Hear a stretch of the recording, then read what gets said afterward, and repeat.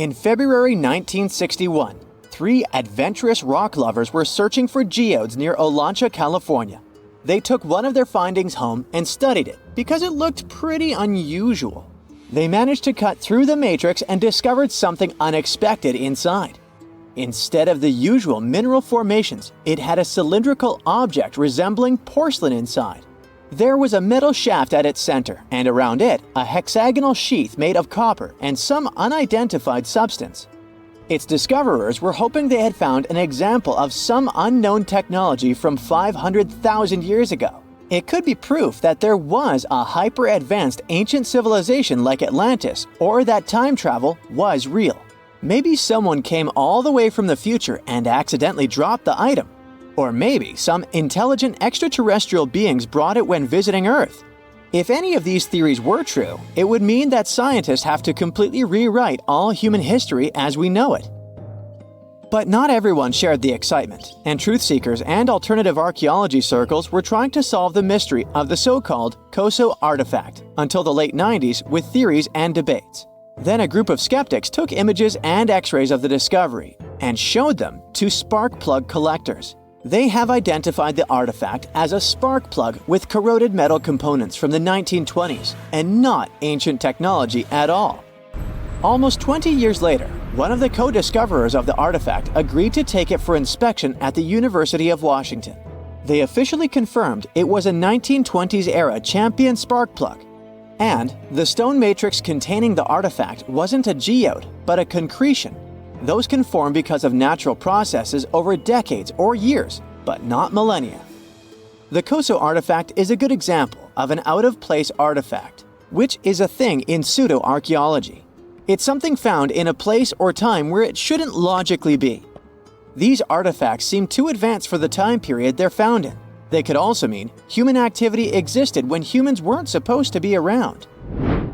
The Baghdad Battery is another example of such an artifact.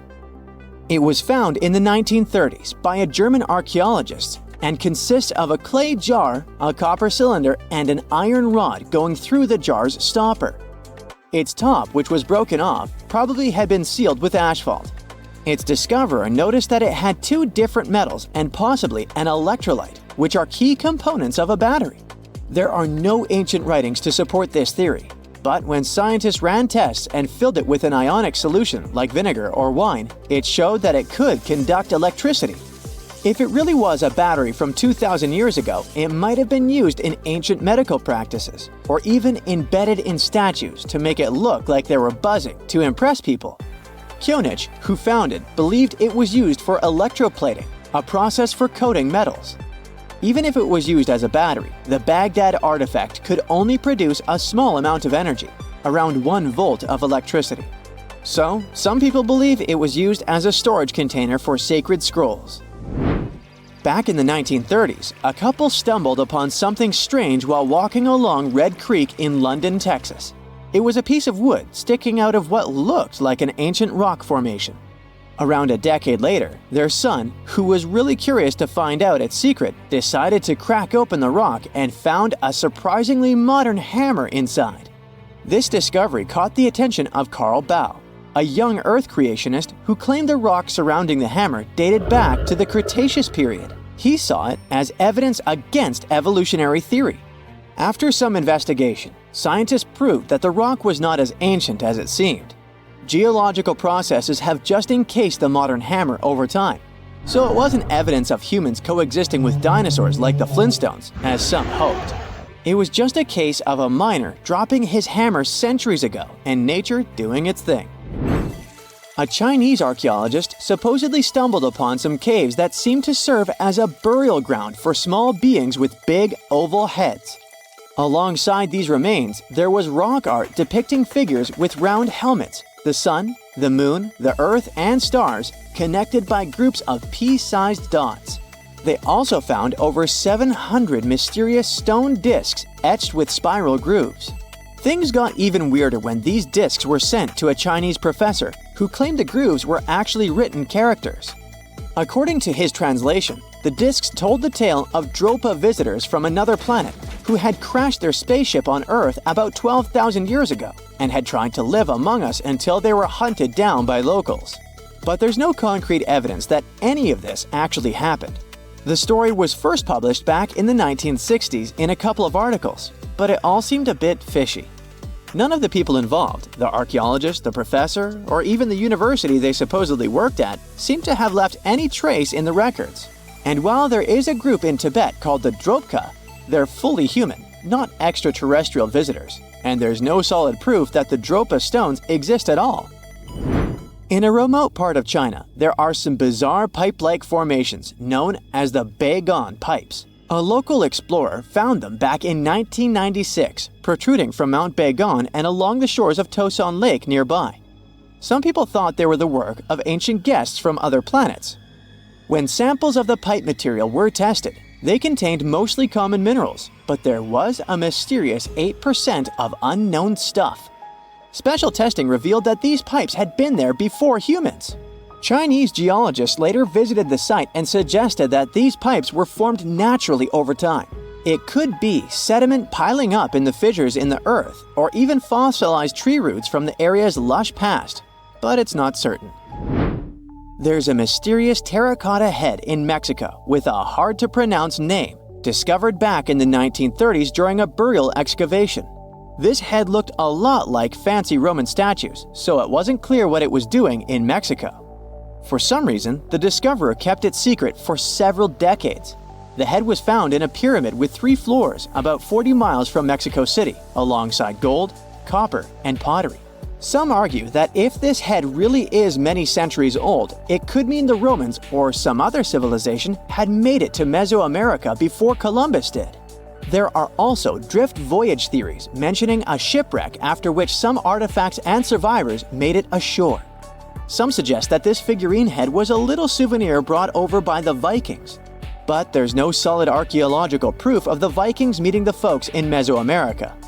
There are some artifacts floating around, but none of them have been stamped as undeniable evidence of pre-Columbian contact, so the mystery of how this head ended up where it did remains unsolved.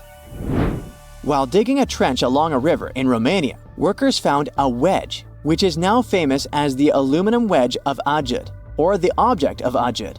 Right next to it, there were some mastodon bones. Those distant relatives of elephants lived 11,000 years ago, so the wedge is probably of the same age.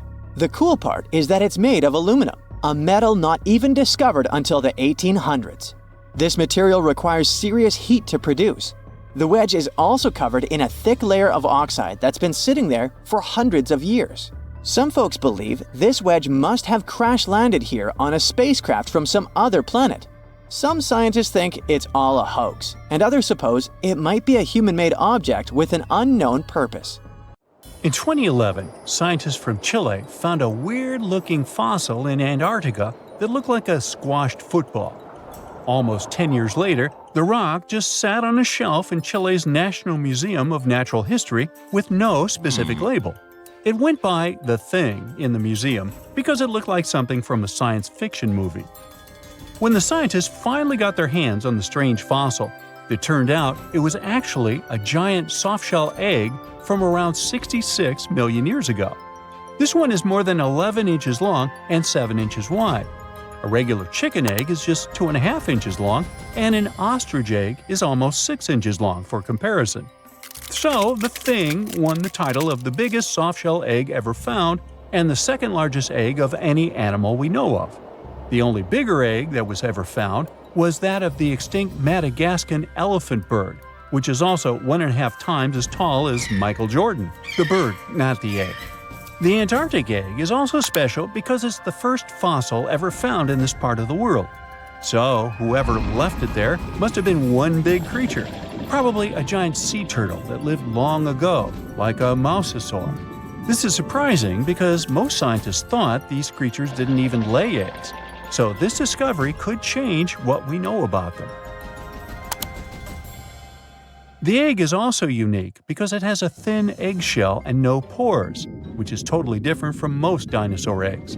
It actually looks more like the eggs of lizards and snakes, but it came from a giant creature related to these animals.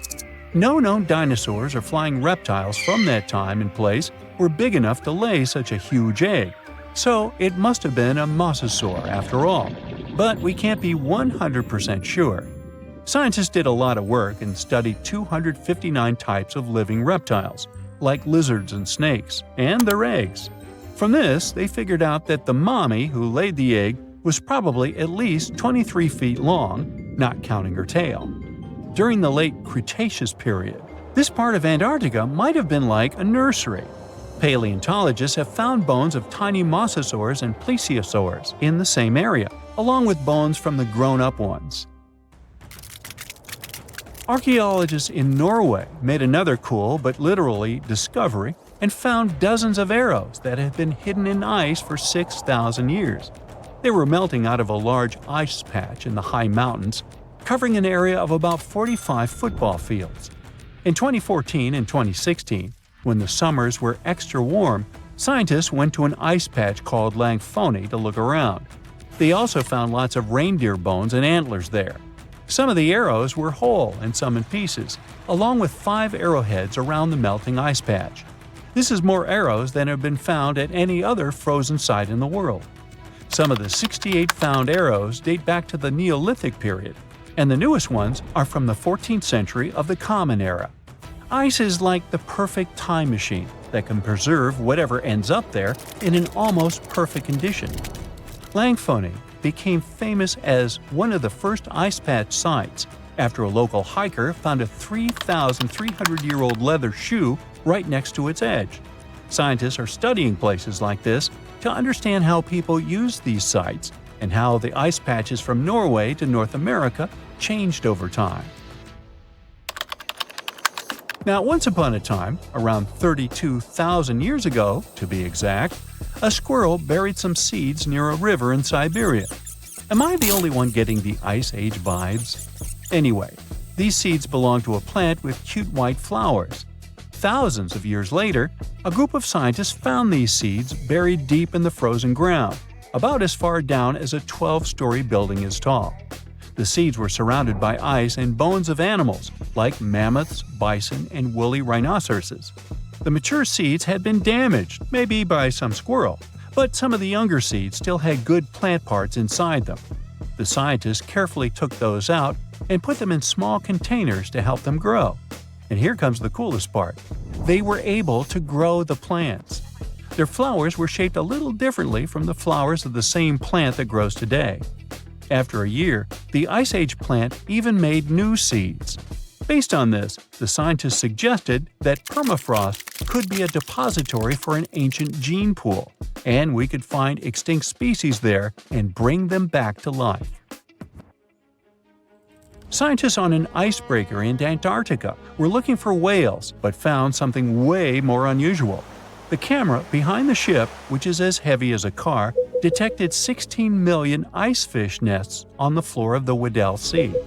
The nests were located about every 10 inches in all directions and covered an area of 93 square miles, which is slightly bigger than the whole of Washington, D.C. The colony even had a distinct border, which was a line in the sand. The scientists were in the area because they were studying a special spot in the ocean where the water was a little warmer than the water around it. In this warmer water, they found tiny animals called zooplankton near the top. When the young ice fish hatch, they swim up to this area to eat the zooplankton before going back down to the seafloor to grow up and have their own offspring. Since there was so much food, it made sense to see ice fish in this warm water. But they didn't expect to find such a huge number of ice fish nests, much more than anyone had ever seen before. New Zealand's Antarctic Heritage Fund found some old photo negatives in a hut in Antarctica. They turned out to be unique images from the Ross Sea Party. It was a famous failed expedition led by Ernest Shackleton. He wanted to become the first person to cross Antarctica by land, from the Weddell Sea to the Ross Sea, passing through the South Pole. But things went wrong when their ship, the Aurora, was blown out to sea. They had to use the hut from another explorer, Captain Robert Falcon Scott. His goal was to be the first person to reach the North Pole, but sadly, he didn't succeed either. The negatives were made of cellulose nitrate and were found stuck together in the small box. the trust took the negatives back to New Zealand, where they carefully separated them and discovered 22 hidden images. Many of the photos were damaged, but the trust could still recognize some familiar places around McMurdo Sound, a well-known area in Antarctica. No one knows for sure who took the pictures. In December 2021, some scientists noticed a strange mark on the Larsen ice shelf, a giant sheet of ice off the eastern coast of Antarctica. They thought it might be a river flowing under the ice, so they drilled down over 1,600 feet to check it out. They expected to find water, but they didn't expect to see that the water was full of fast-moving creatures called amphipods. The scientists also found that the water in the underground river had unusual layers of currents moving in different directions, which they still don't fully understand. Another surprising thing happened during their research. On December 20th of the same year, a volcano erupted far away in Tonga, and the pressure waves from the eruption were detected all the way down in the ice river in Antarctica. It shows how everything on our planet is connected, even in the most distant places. So, there's a mysterious doorway in the middle of Antarctica. Some people think it's Bigfoot's vacation home, or a shuttlecraft from Star Trek, or maybe a door to Agartha, a mythical kingdom some people believe is located in the center of the Earth. Well, the scientists debunked all these poetic theories and explained that what looks like a mysterious doorway is located in an area of fast sea ice. It's offshore of the coast and is full of little islands with shallow water around them. When ice flows around hard rocks hidden underneath, it can create patterns that look odd but are totally normal. In this spot, the ice is thin, so the rocks underneath have a big effect on how the ice moves. The cold winds in Antarctica also shape the ice and snow and make it look like they're lines and shapes. So, the mysterious doorway is just a rocky ridge poking out because the ice has melted a little. The top of the doorway is the tip of the rock, and the sides are snowy trails left by strong winds blowing in the same direction. It's essentially an iceberg that got stranded and is melting in one place. One YouTuber found another out-of-place mysterious object more than 150 miles off the shore of Antarctica, a 400-foot-long ice ship. The internet went wild with theories like that the ship must have ended up there right from the Bermuda Triangle. But there was no scientific proof that it was a ship and not just a large chunk of ice. And once some other internet users revisited the place, they noticed the ice melted in the summer and the hypothetical ship was gone. Another mysterious Google Maps find in Antarctica was a pyramid. And before you make up an exciting theory about how the ancient Egyptians built a secret base here, I have to tell you it turned out to be just a mountain. It's part of the tallest mountain range in Antarctica that stretches for almost 250 miles. It's not the first pyramid on this continent, as explorers from the British Antarctic Expedition found another unusually shaped mountain and nicknamed it the Pyramid. But this one didn't even have a pyramid shape. Here's one Antarctic find that definitely won't disappoint you: a giant ice shelf that reminded scientists of the Grand Canyon. A special submarine robot named RAN covered over 600 miles under the thick ice and brought back some amazing footage of icy mountains, valleys, flat plateaus, and swirly patterns made entirely of ice. One of the strangest things RAN found was giant bowl-shaped holes, or scoops, in the ice. Sadly, scientists lost track of the robot. They think that curious Wendell seals may have accidentally bumped into RAN and caused it to get stuck. To save energy, RAN probably shut itself down, and the scientists couldn't find it again.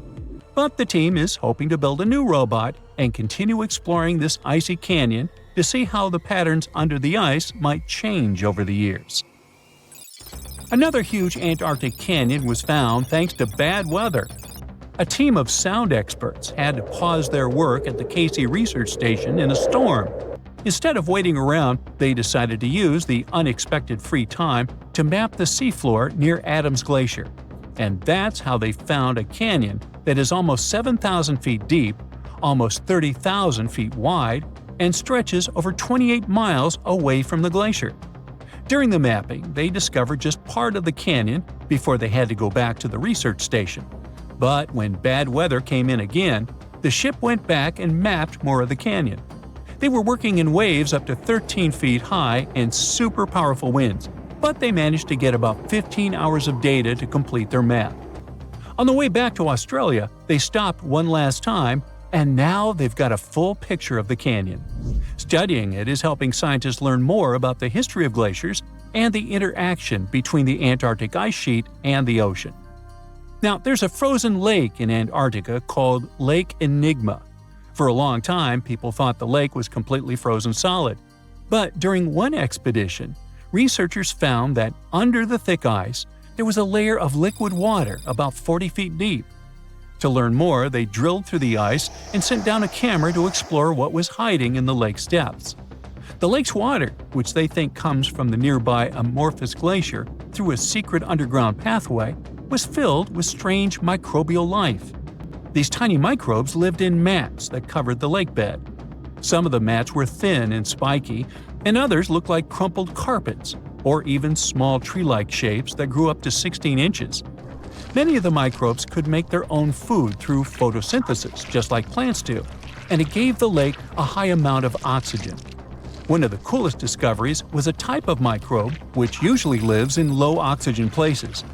Lake Enigma might be similar to environments on icy moons like Europa or Enceladus, so it could mean that these moons also have hidden water under their ice and possibly microbial life too.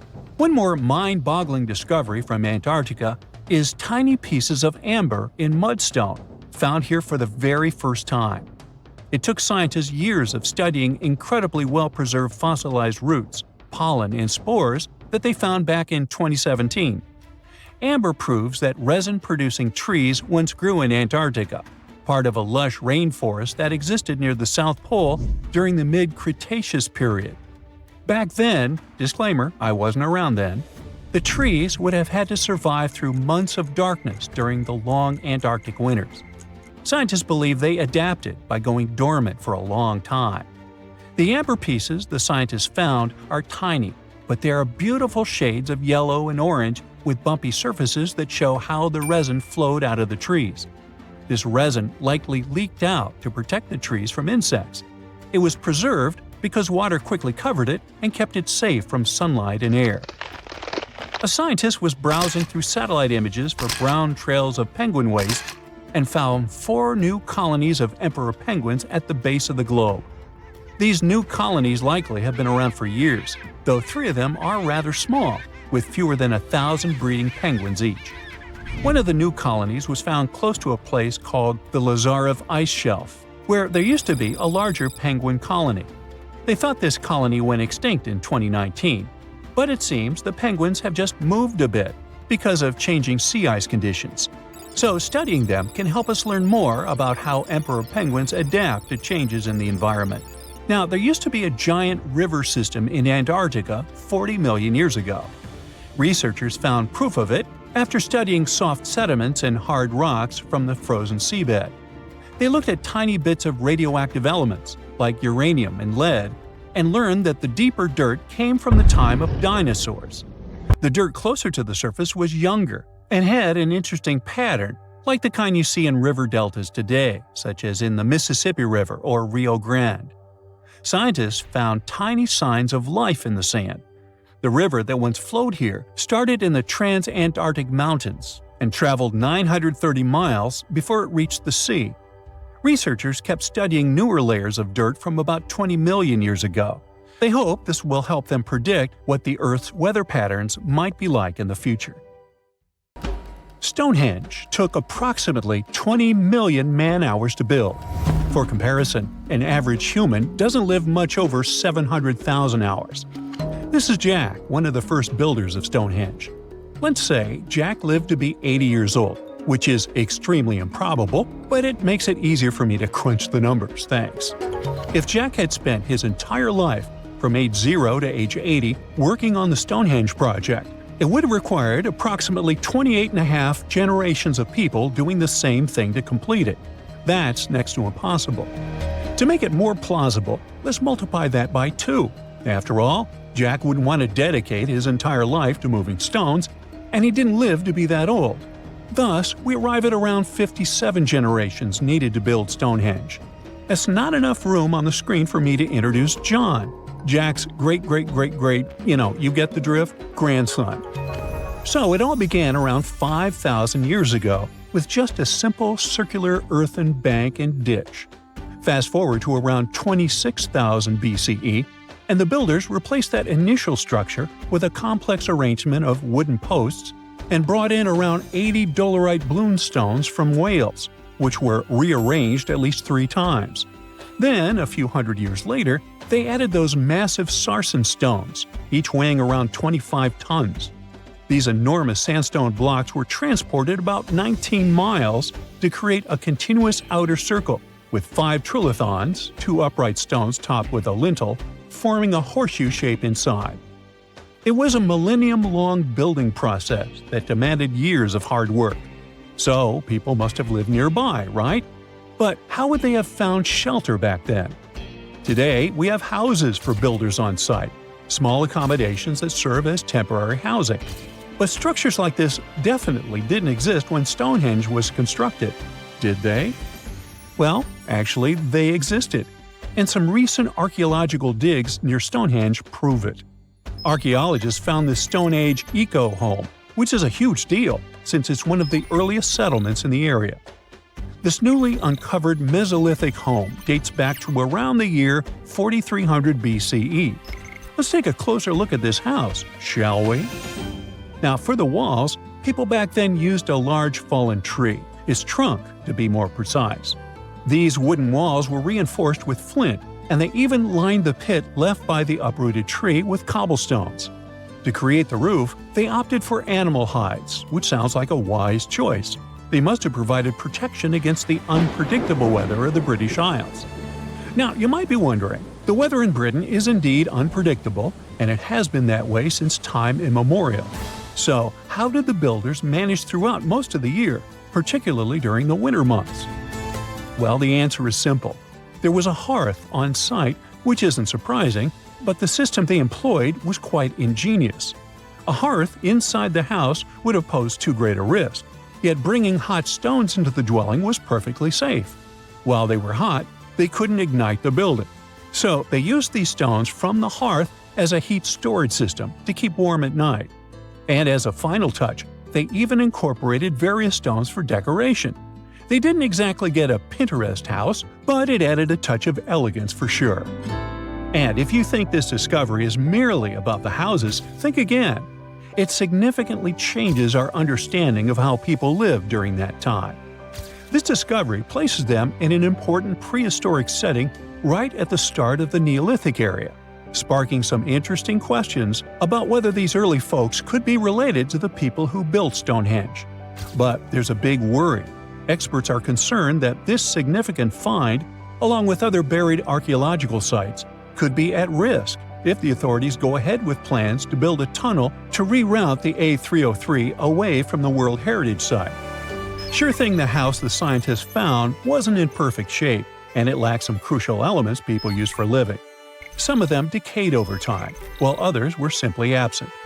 So the scientists took 20 tons of chalk, 5,000 hazel rods, and 3 tons of straw, and used all this to recreate the 4,500-year-old design houses.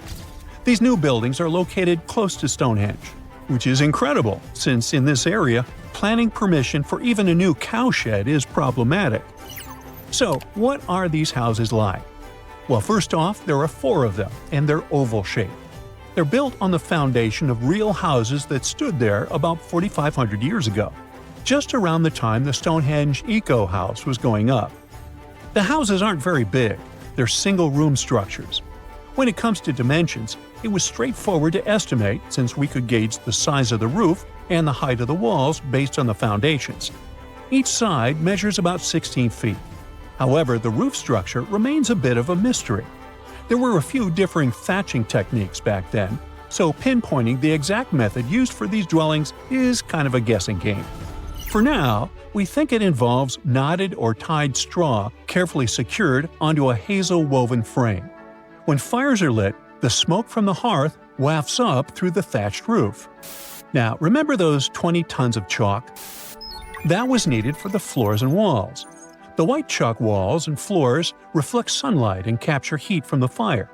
But here's the kicker. The builders encountered a challenge because the ground was so waterlogged that some of the chalk floors took weeks to dry out. By the time they should have been bone dry, they were still as sticky as chewing gum.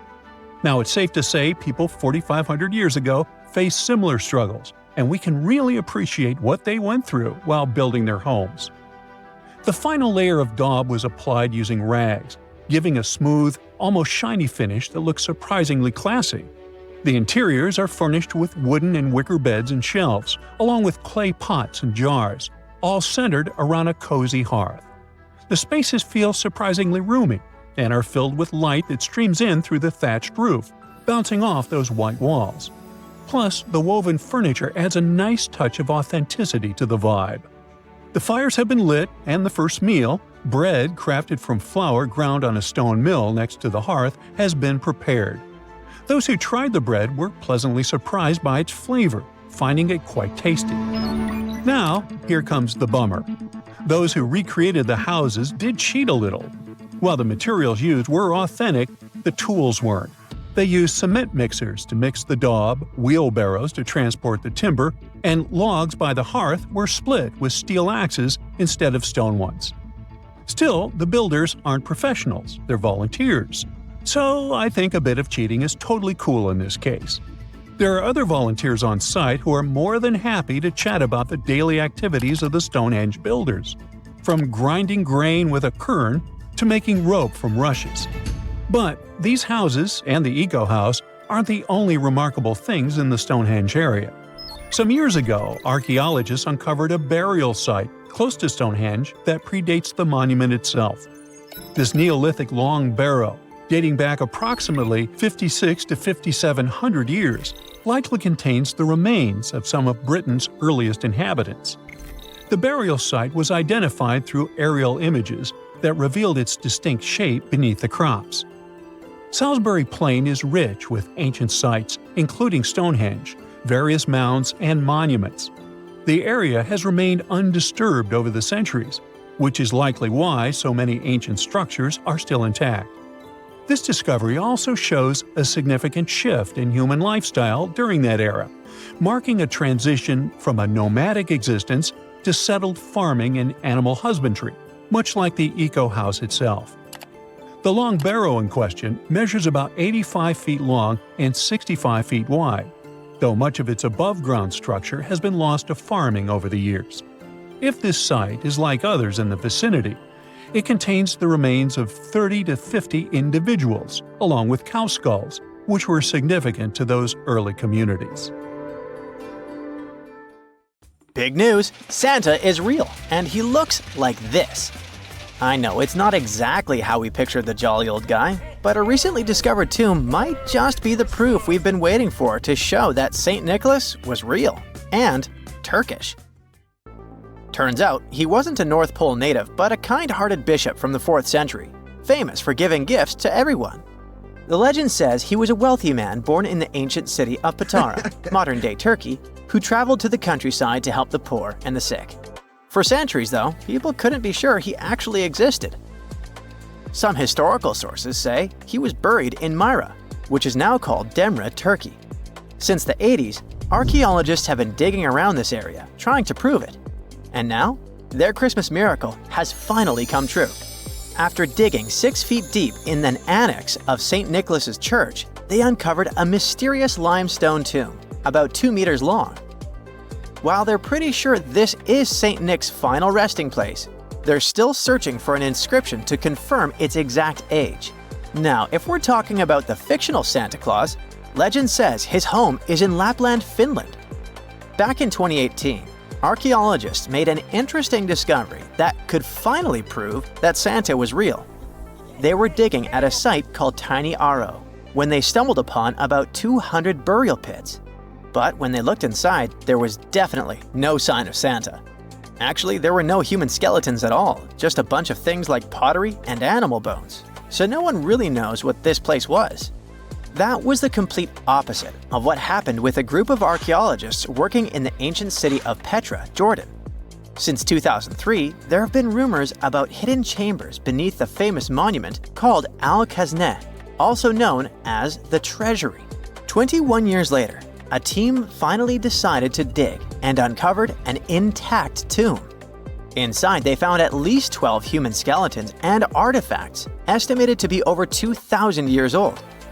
Hundreds of thousands of tourists travel to Al-Khazneh every year, and most of them probably go there to see the site of the Holy Grail in the movie Indiana Jones and the Last Crusade. So, do you want to know the funny part? One of the skeletons in the tomb was clutching a ceramic chalice that looked a lot like the Holy Grail. You probably remember the devastating fire that caused massive damage to Notre Dame in Paris back in 2019. Because of that, the building, originally built between the 12th and 13th centuries, had to be restructured. But archaeologists saw it as a golden opportunity to dig into the site and uncover its hidden secrets. The team was only allowed to dig about 16 inches beneath the floor, but that was enough. As soon as they removed the floor tiles and cleared away a thin layer of dirt, they spotted the top of a lead coffin. Then, they found some limestone sculptures, including life-sized heads and torsos. Altogether, they uncovered over 1,000 fragments of different works of art. Ancient statues have been found in the most random places, including a sewer. In July 2024, Bulgarian archaeologists were checking a Roman sewer in the ancient city of Herakleia when they found a nearly 7-foot-tall marble statue of Hermes, the Greek messenger deity. This town was completely devastated and abandoned after 2 earthquakes, one in the year 388 and the other in the year 425. But somehow, it didn't destroy this statue. In fact, its head was found in surprisingly good condition. Finding ancient artwork is definitely fascinating, but imagine stumbling upon an entire hidden city in the Amazon rainforest. Using high-tech lasers, researchers uncovered a lost civilization with thousands of structures and a whole network of roads, canals, and houses, all buried beneath the dense jungle. This city was built around 2,500 years ago, in an area located in the shadow of a volcano, which, by the way, could have erupted and destroyed this civilization at some point. It's hard to say exactly how many people live there, but experts estimate they stayed up there for about 1,000 years. This discovery proves ancient people also had huge organized cities in the middle of the Amazon. A similar thing happened in Campeche in southern Mexico. An archaeologist was doing some research on the internet when he accidentally discovered a hidden Maya city. This area, now called Valeriana, was huge, about the size of Edinburgh, the capital of Scotland. It had pyramids, sports fields, amphitheaters, and paths connecting different districts. Thanks to satellite images, archaeologists uncovered an entire unknown civilization from the Bronze Age. They were checking out aerial images when they discovered 100 prehistoric settlements in the Pannonian Plain, a region that includes parts of what's now Serbia and Hungary. The people who lived there are now known as the Titsa site group, and it looks like they were a pretty well-organized society, skilled at growing food, hunting, and fishing. Google Earth helped a team to uncover a mysterious set of 400 ancient gates in Saudi Arabia. These gates, scattered across the desert, are thought to be from thousands of years ago. They're made of stone and arranged in weird formations that have left archaeologists scratching their heads. I mean, they don't look like they were meant for funerals, and they don't seem like structures where people lived. So, we still have no idea what they are. Technology is really changing archaeology. Thanks to artificial intelligence and, well, a $1 million prize, we've finally been able to decipher part of an unreadable and super damaged ancient scroll. The Herculaneum scrolls were discovered by workers digging up the ancient town of Herculaneum near Pompeii in 1752. But their condition was so bad that, for years, they were considered indecipherable. Thankfully, AI has helped unveil their secrets. Based on the studies so far, experts believe that one of these scrolls was written by a philosopher who valued pleasures, like music and food, above all else. No doubt, Stonehenge in England is one of the most mysterious places on Earth. Some theories even suggest it was built by extraterrestrials. After more than a century of research, archaeologists are still figuring out how it came together. See that big altar in the middle? Turns out it came all the way from Scotland. And that's pretty wild, considering this massive sandstone block weighs over 6 tons, and the people who built Stonehenge more than 4,000 years ago didn't have the luxury of wheels or modern tools. We can find some pretty amazing stuff in the oceans too. In 2013, a mysterious shipwreck was found about 20 feet underwater off the coast of Kenya. At the time, no one knew where it came from, but now, researchers are pretty sure this could be a ship from Vasco da Gama's fleet. You know, the famous Portuguese navigator, best known for being the first to sail from Europe to India by rounding Africa's Cape of Good Hope. If it's confirmed, this shipwreck could be one of the earliest European shipwrecks in the Indian Ocean. Ancient treasures can take many forms, including a bottle. Recently, archaeologists in Norway uncovered a 150-year-old message in a bottle during an excavation of a Viking burial mound. The bottle contained a letter written by Anders Lorange, an archaeologist who worked on the site back in the 1800s, along with his business card and a few coins wrapped in paper. The letter gave some details about the excavation, though it seems Lorange got a few things wrong, like the exact number of Viking shields discovered. At the end of the letter, he wrote a personal note in runic script, "Emma Gade, my girlfriend."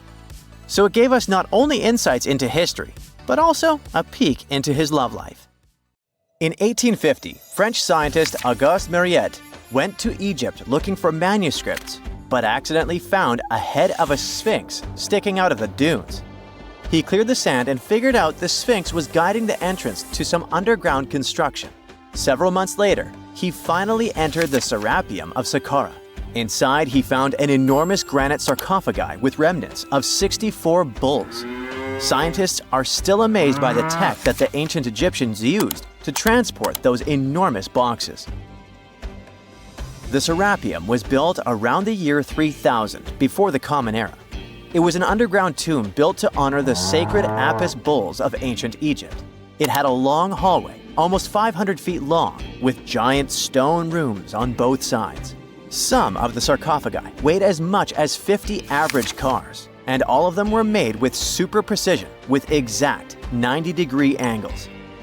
These sarcophagi were beautifully decorated with hieroglyphs and carvings that told stories about the lives and importance of the Apis bulls.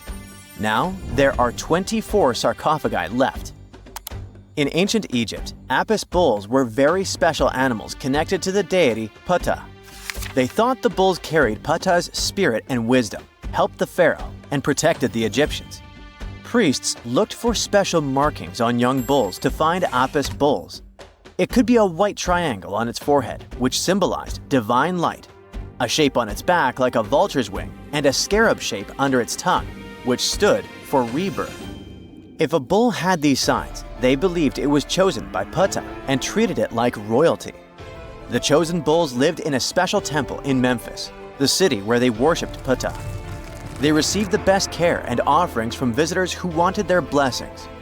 When an Apis bull passed away, it was treated with great honor and mummified. When Mariette entered the Serapeum, he noticed traces of rollers on the gallery's floor and found 2 wooden horizontal winches. Each had 8 levers. Later, other explorers saw double rails. The burial chambers were lower than the hallway floor. To get the boxes into place, workers filled the chambers with sand so the sarcophagi could be rolled in straight. Then they slowly removed the sand to gently lower the boxes into perfectly cut spaces in the bedrock. A carved stone sign found in the Serapeum said it took 28 days to move just one sarcophagus and its lid into its spot during the time of Ptolemy II. The extreme precision of the sarcophagi with 90-degree angles also has an explanation. Ancient Egyptians wrote texts, or rather, papyrus, on geometry a long time ago. It shows that they knew the approximate number pi and could calculate the volume of a pyramid with its top cut off. If they could figure out complicated math like that back then, it makes sense that they could also carve perfectly flat surfaces 500 years later. All this sounds pretty legit, but some people think certain things don't add up here. The size of boxes is way larger than the size of bulls, yet they buried pharaohs in tiny coffins that barely fit their bodies. The sarcophagi are made out of granite with crazy precision, and they could have just used limestone, which would have made things way easier. The transportation of the boxes seems pretty simple, but only in theory. If one person could pull about 440 pounds, then at least 250 people would be needed to pull just one box. The tunnels in the Serapeum are really narrow, only about 2 feet wider than the boxes themselves. There's no way hundreds of people could have squeezed into those tight spaces to pull the boxes. And even if they did, how would they turn the box in the cramped corridor, lower it into its niche, and place it perfectly in the middle? Somehow, they did this 24 times, and every box is centered perfectly. Plus, the chambers were dusty, and there were no signs of soot from lamps. This means they must have worked in almost complete darkness. The real use of the boxes could also be different. A long time ago, even before the Egyptian pharaohs ruled, the local people already knew how to use fermentation. It happens when tiny organisms called yeast eat certain ingredients like starch and turn them into gas and ethanol. So someone in ancient Egypt probably put food like barley, bread, and even meat inside a giant stone box, then closed it tight with a heavy lid. These stone boxes, carved from granite, were so precisely made that they were almost completely sealed, so nothing could escape from it. As the yeast inside the box started working, it created more and more CO2 gas. It built up pressure inside the box. The granite boxes were incredibly strong. They could handle more pressure than a car tire can hold. When granite was squeezed under such pressure, its crystals produced a tiny electric charge.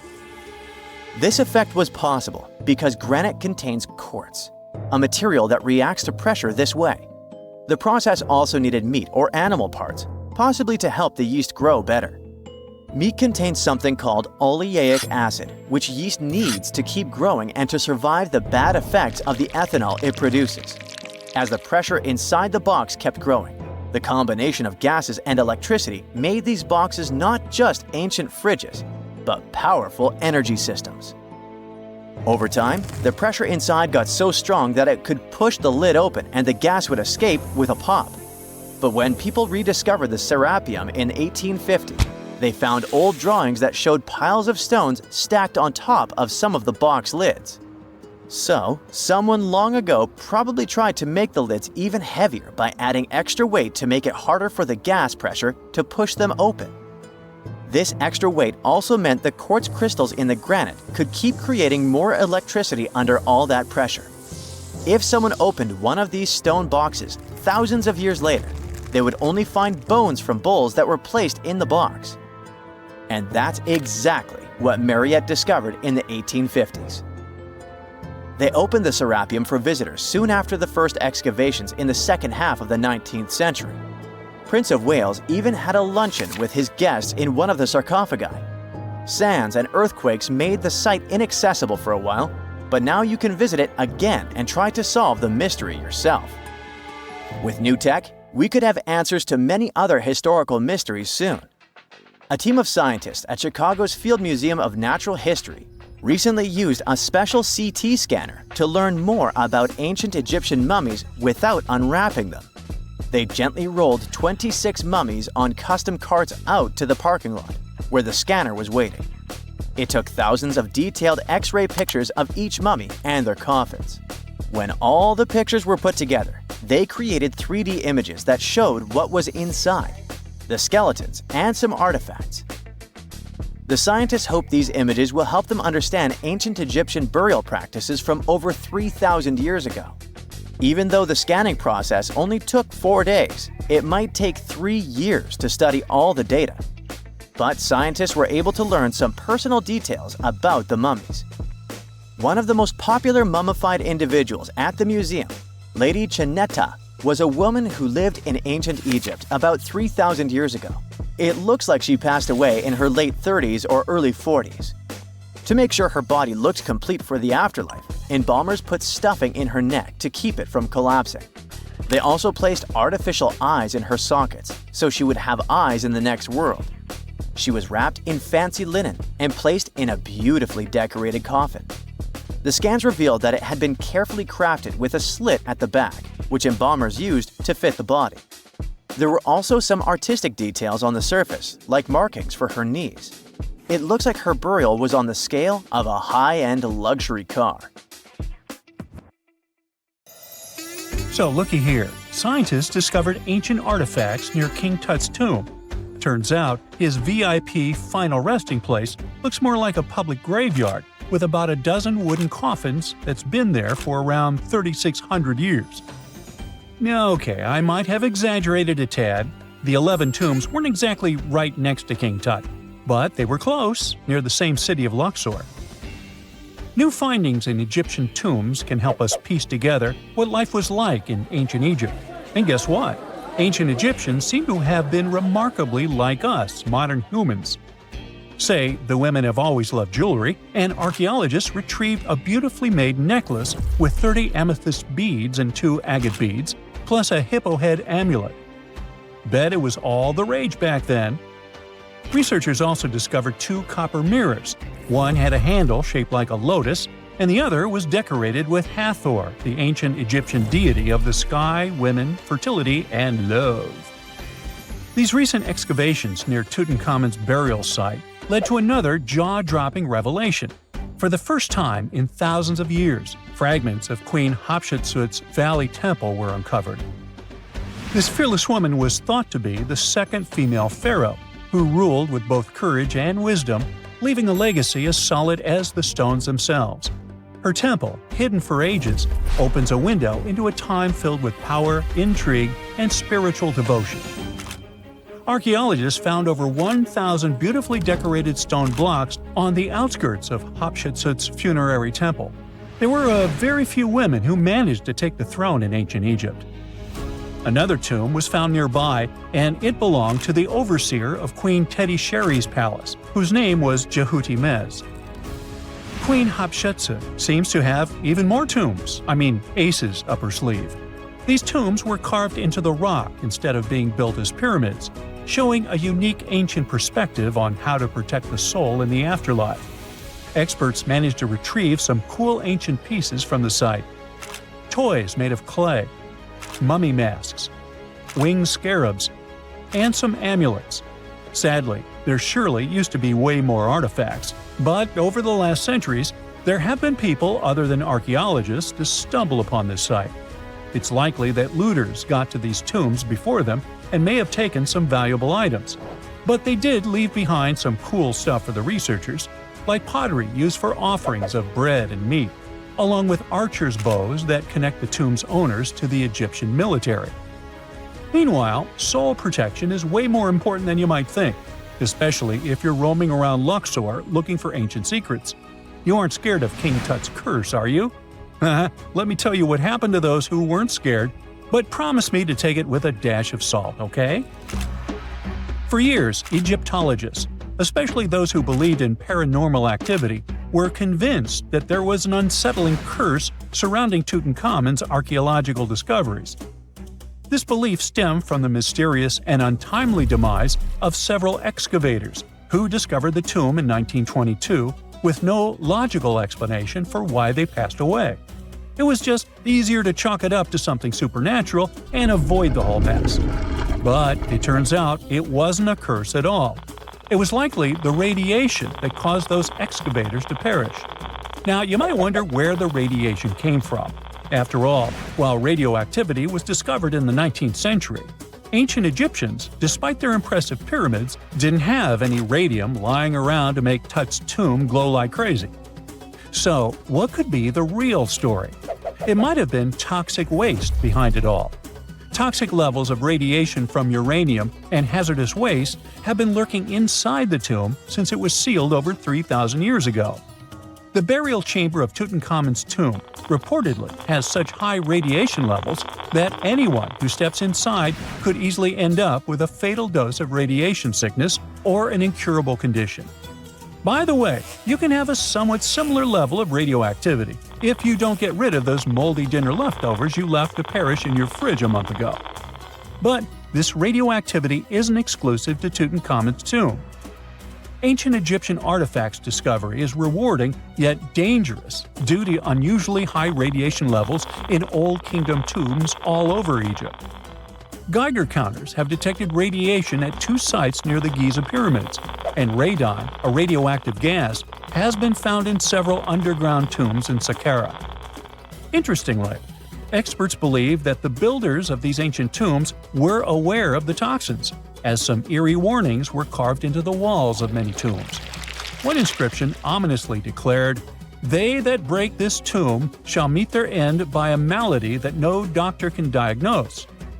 Other ominous phrases like "forbidden," "due to evil spirits," only added to the fear that supernatural curses haunted these ancient sites.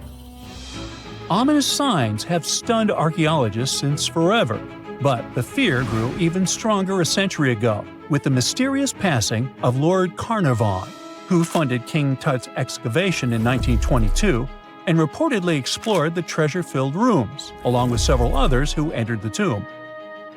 Arthur Weigall, another British Egyptologist who was present at the tomb's opening and is credited with starting the curse myth, passed away young when he was just in his 50s in 1934.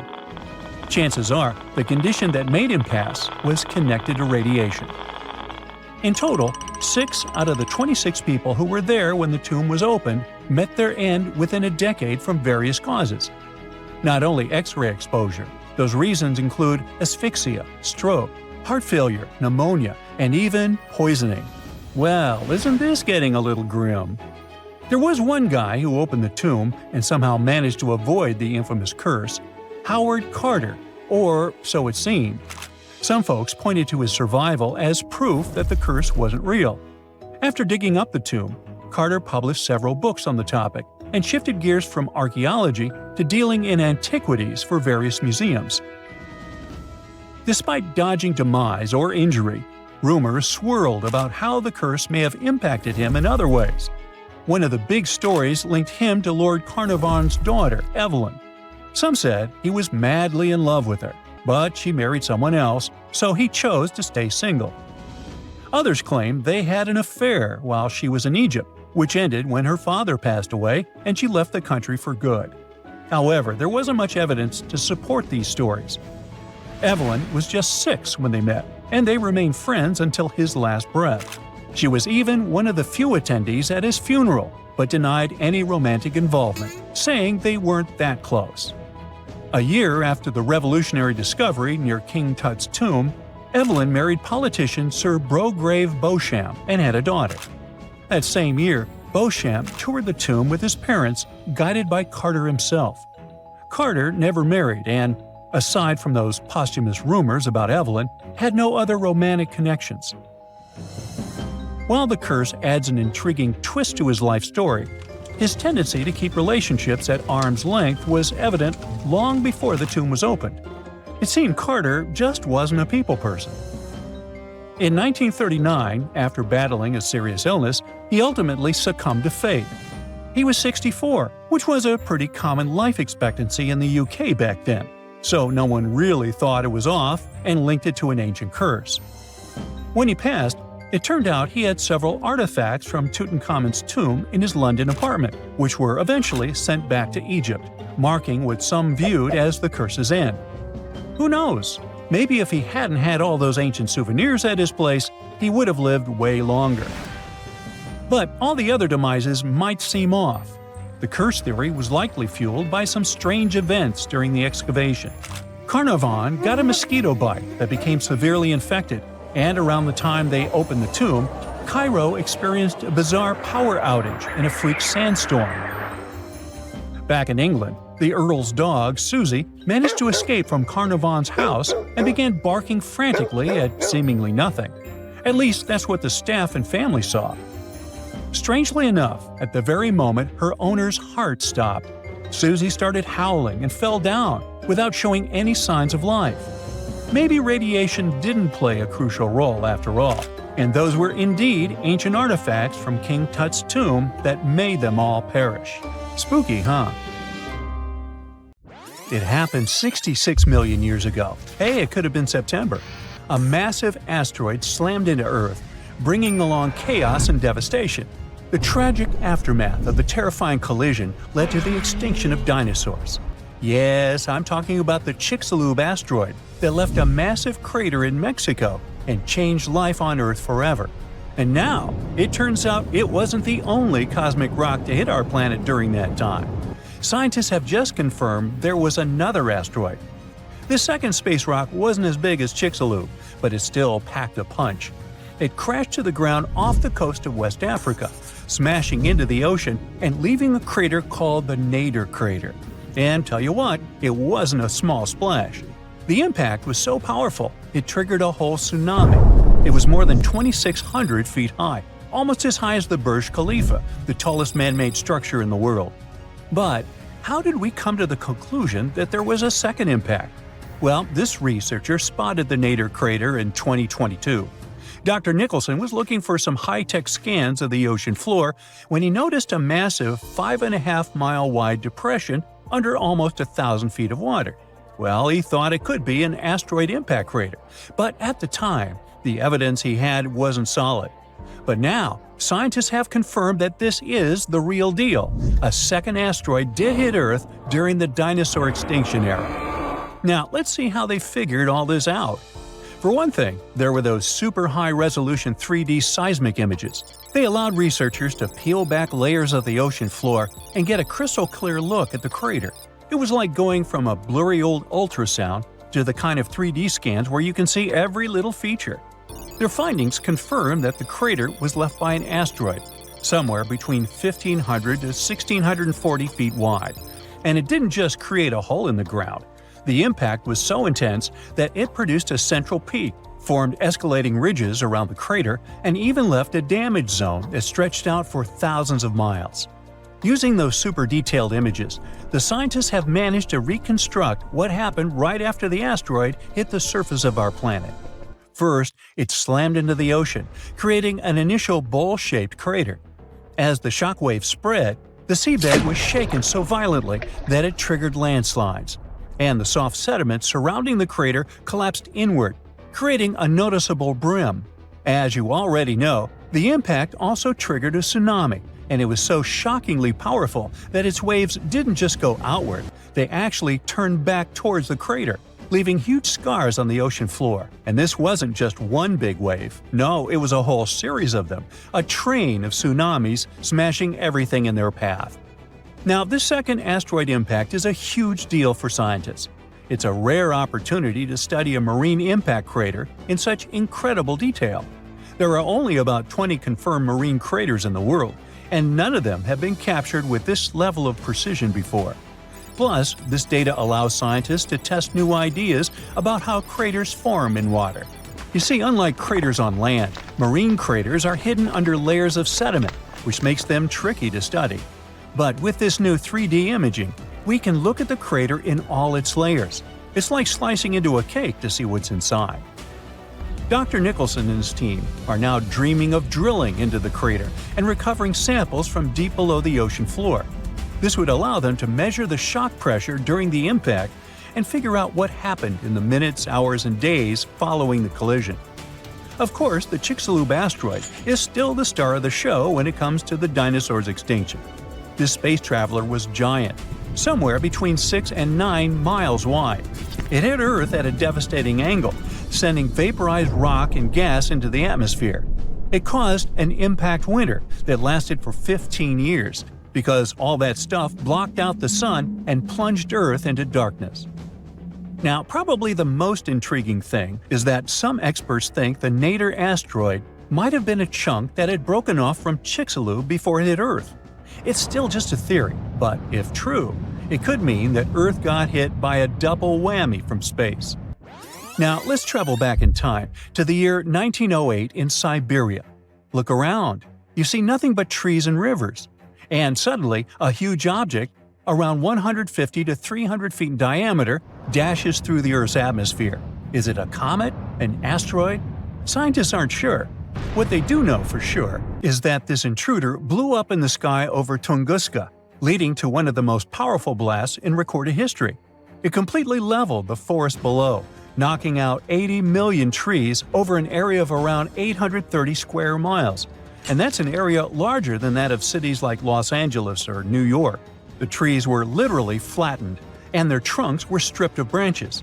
They were also arranged in a bizarre radial pattern around the epicenter.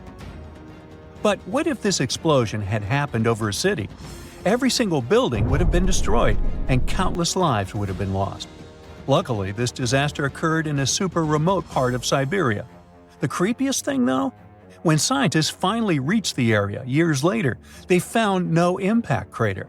No wonder it led to even more mystery. The most logical explanation is that when the object went off in the sky, probably around 3 to 6 miles above the ground, it blew up before it could hit the ground, and still, it didn't stop the blast from leveling an entire forest. Fast forward to 2013 and another mind-blowing event, this time over a much more populated area, the city of Chelyabinsk. It was a regular February morning when an asteroid about 60 feet in diameter entered Earth's atmosphere, lighting up the sky. It was moving at a staggering speed of around 43,000 miles per hour. It blew up in midair, about 18 miles above the city. It was a horrific view, but luckily, the asteroid disintegrated high enough in the atmosphere without hitting the ground. If it had touched down, the city would have been in big trouble, because even though there was no direct impact, the explosion still created a shockwave that tore through the atmosphere, hitting the ground with enough force to shatter windows all over the place. The blast damaged around 7,200 buildings, but fortunately, there were no direct fatalities. Still, it was a major wake-up call. This wasn't just some far-off cosmic event like Tunguska. This asteroid exploded over a modern populated area, and the damage was very real. The good news? Scientists are getting better at spotting such objects before they get too close. Space agencies around the world, like NASA, are tracking near-Earth objects to figure out which ones could pose a risk. But as we can see from these two events, sometimes space rocks can still sneak up on us. And while the chances of a major impact are low, the stakes are really high. At the moment, there's one asteroid that NASA's keeping an eye on.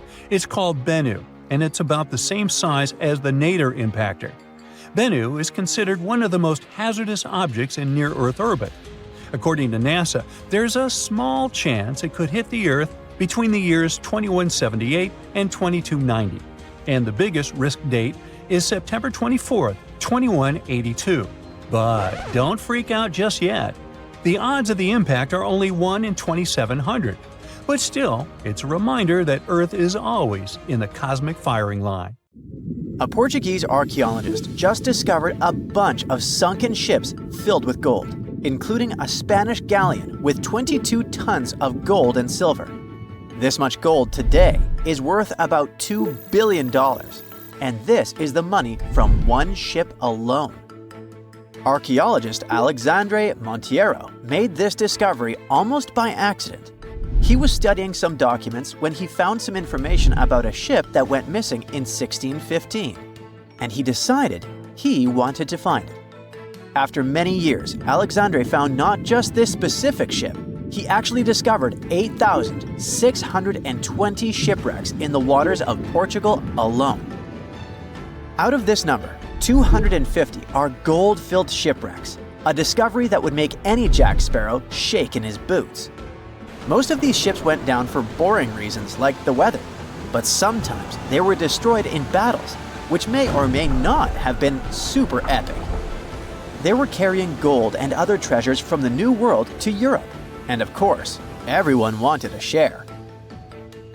Alexandre had been studying historical shipwrecks for 30 years now, so he has discovered many ships that went down in somewhat glorious ways. In 1816, for example, a ship of one of the richest men in Portugal sank in Australia, with an insane amount of 66,000 silver coins. This was the first ship from Portugal to ever plunge in the waters of Australia. The bad news is that these ancient sunken vessels, filled with riches and epic stories, are not so easy to reach. They're deep down in the ocean and covered by sand. You could still try, but that would be stealing part of a country's history. And you wouldn't want to be that person, would you? Naturally, Portugal was not the only country that explored the seas back then. The coast of Europe is packed with sunken ships filled with gold. In fact, there are about 1 million historical shipwrecks underwater right now, and the treasures abandoned under the sea might be worth around $60 billion. It's an insane amount of money, but let me tell you that these gold-filled sunken ships aren't really worth the hassle. There are many stories of maritime treasure discoveries that turned into insane lawsuits and even long jail time. Our first story starts in 1746, when a violent storm crashed a ship called Prince de Conti near an island in Brittany. The ship was filled with tea, ceramics, and 100 gold ingots. Of course, the owners of the ship tried to save the loot, but if it's not easy now, imagine how it was back in the 18th century. It took more than 200 years for the vessel to be found. It finally happened in 1975, when a group of French men discovered it and decided to take pretty much every valuable thing they could find. Now, I said these things were not worth the trouble for a reason. In France, if you find anything that can be historical, you must declare it to the local authorities within 48 hours. Fail to comply, and you will be committing something known as a crime. To be fair, our French friends here did declare their findings, but only the corroded cannons from the ship. And the gold? Well, they sold it.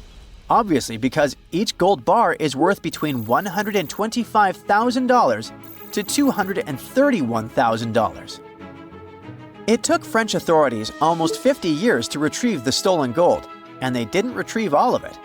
Part of it was bought by an elderly couple living in Florida, and the crime is so serious they were charged for connection with money laundering, organized crime, and the trafficking of cultural goods. The poachers also sold some gold ingots to the British Museum collection.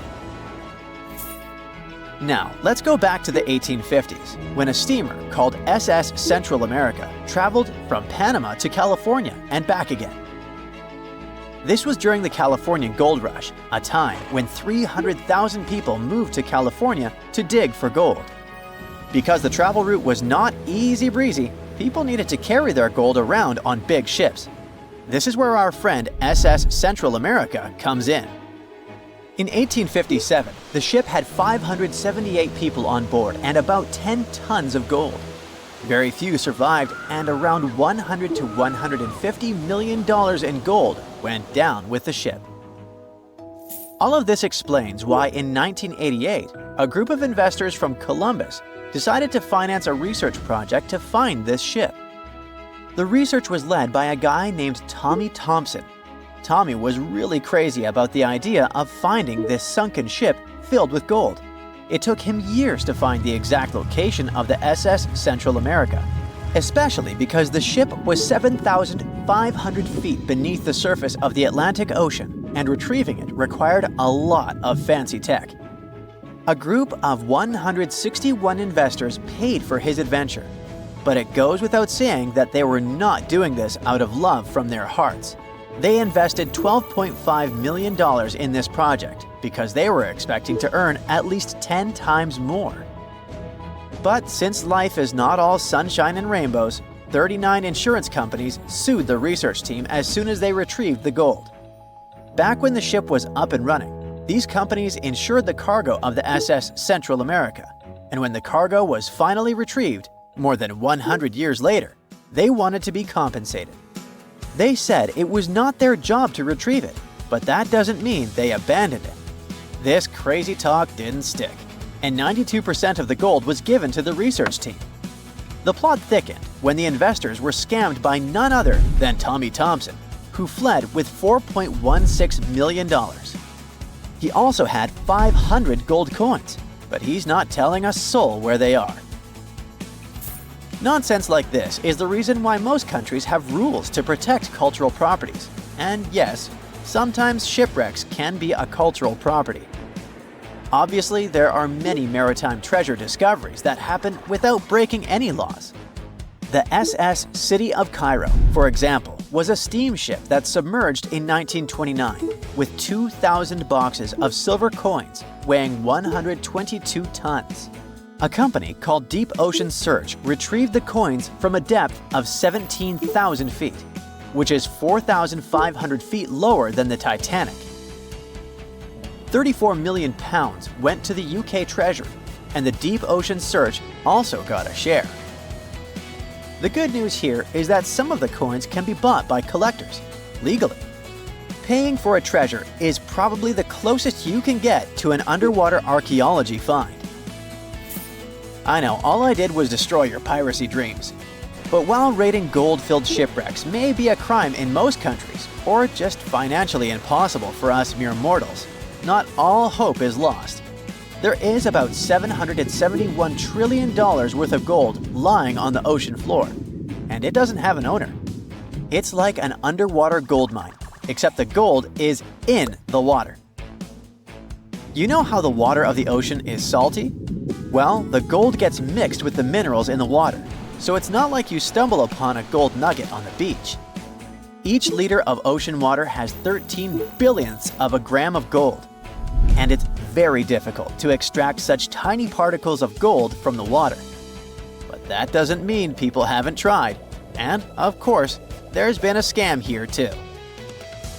In the 1890s, a guy claimed he had invented a thing that would suck gold from the seawater. When he got enough money, he fled the country with the cash. If you really want to get some gold, you could try to extract it from the Earth's core, which has 1.6 quadrillion tons of gold. There's 16 times more gold in the Earth's core than what humans have mined in the whole of history. No hoax involved here, because nobody has dared to go down there yet. With archaeologists discovering gold-filled sunken ships out and about, maybe we can make our own maritime treasure discoveries, or at least save enough money to buy some silver coins. A girl, once and beautiful, ended up in a grave with a huge sickle across her neck. There were no signs of violence, no indications of any actual crime. Yet, someone was clearly terrified when they forced her into that grave. So scared that they even placed a padlock on the big toe of her left foot. They wanted her to stay in the tomb once and for all, fearing she might rise and take revenge on them. So, a whole community turned against a young lady who wasn't even over 20 years old, deeming her to be of ultimate danger. Do you see what I'm driving at? Let's test your historical knowledge. Who has been feared throughout human history to such an extent that commoners couldn't shake off that lingering sense of dread, even after their passing? If you say witches, warlocks, and vampires, you'd be completely correct. Just a little hint here. If you can't overpower someone physically, you can do it supernaturally. Well, that's at least what people used to think back in the 17th century. Not only was there a sickle and a padlock, but there were also signs of an attempt to twist the girl's corpse in the grave and turn it face down. This attempt had failed, leaving her spine buckled and twisted. By the way, the padlock wasn't necessarily meant to lock a vampire. It was more likely a talisman against evil spirits. That's a peculiar and, let's face it, very cruel way to bury someone. Yet it was a common practice for creating anti-vampire burial sites. The methods for preventing vampires from rising were quite elaborate. First off, let me introduce a term. Anti-vampire graves, known as revenant graves, date back thousands of years and have been found in various locations across Europe. Europe, you heard that right. Now before you say, hey, vampires are a Romanian thing, Dracula, duh, let me convince you otherwise. They are a part of all European folklore, meaning you can find references to them throughout Europe. With new settlements in America, vampire lore spread there too, eventually turning into the Twilight Saga. These anti-vampire burials are characterized by evidence of precautions taken to prevent those who bit the dust from rising. Such measures could include placing large stones on the deceased's legs or even piercing the body with a lance to fix it to the ground. To be completely safe, they could also consider removing the head from the torso.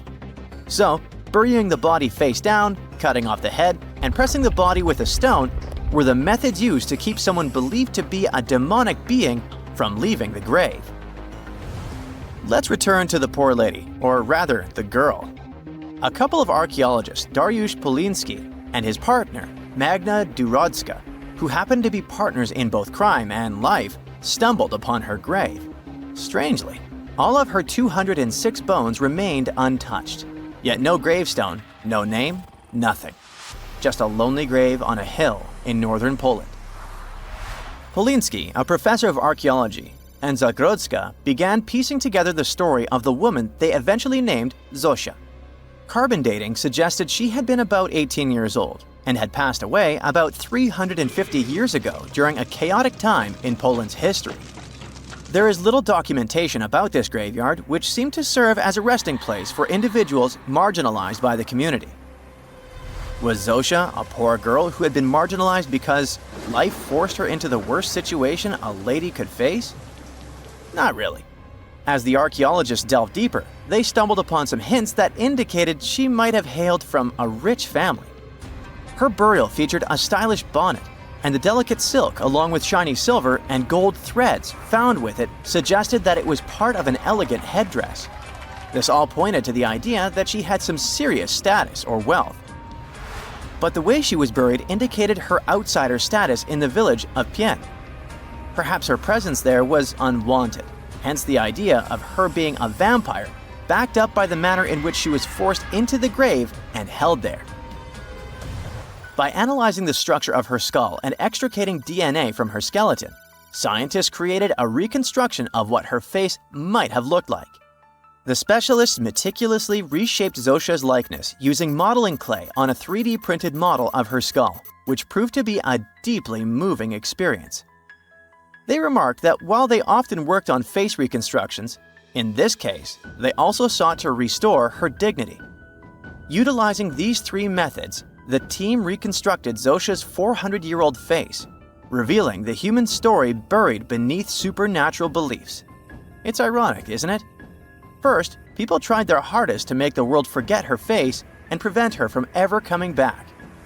400 years later, people did everything they could to bring her back to life. Her picture now is all over the internet, yet we will never see the faces of those who buried her. Alas, this reconstruction project only allows viewers to visually connect with Zosia, but her true story remains a mystery. But what we know for sure is that people who were deemed vampires were badly discriminated against, to say the least. Rumor had it that hungry vampires would even steal people to quench their thirst. Let's use math to prove this rumor wrong and prove that Zosia wasn't one of them. Back in the year 1600, there were only 537 million people worldwide. Yeah, this data may not be very accurate, but it's pretty close to reality. A physicist, Kostas Eftimiou, calculated that if a vampire had been drinking one person's blood each month, humanity would have faced extinction within a few years. Starting with one vampire and a population of 537 million in 1600, this math shows we'd have no humans left by July 1602. But here we are now.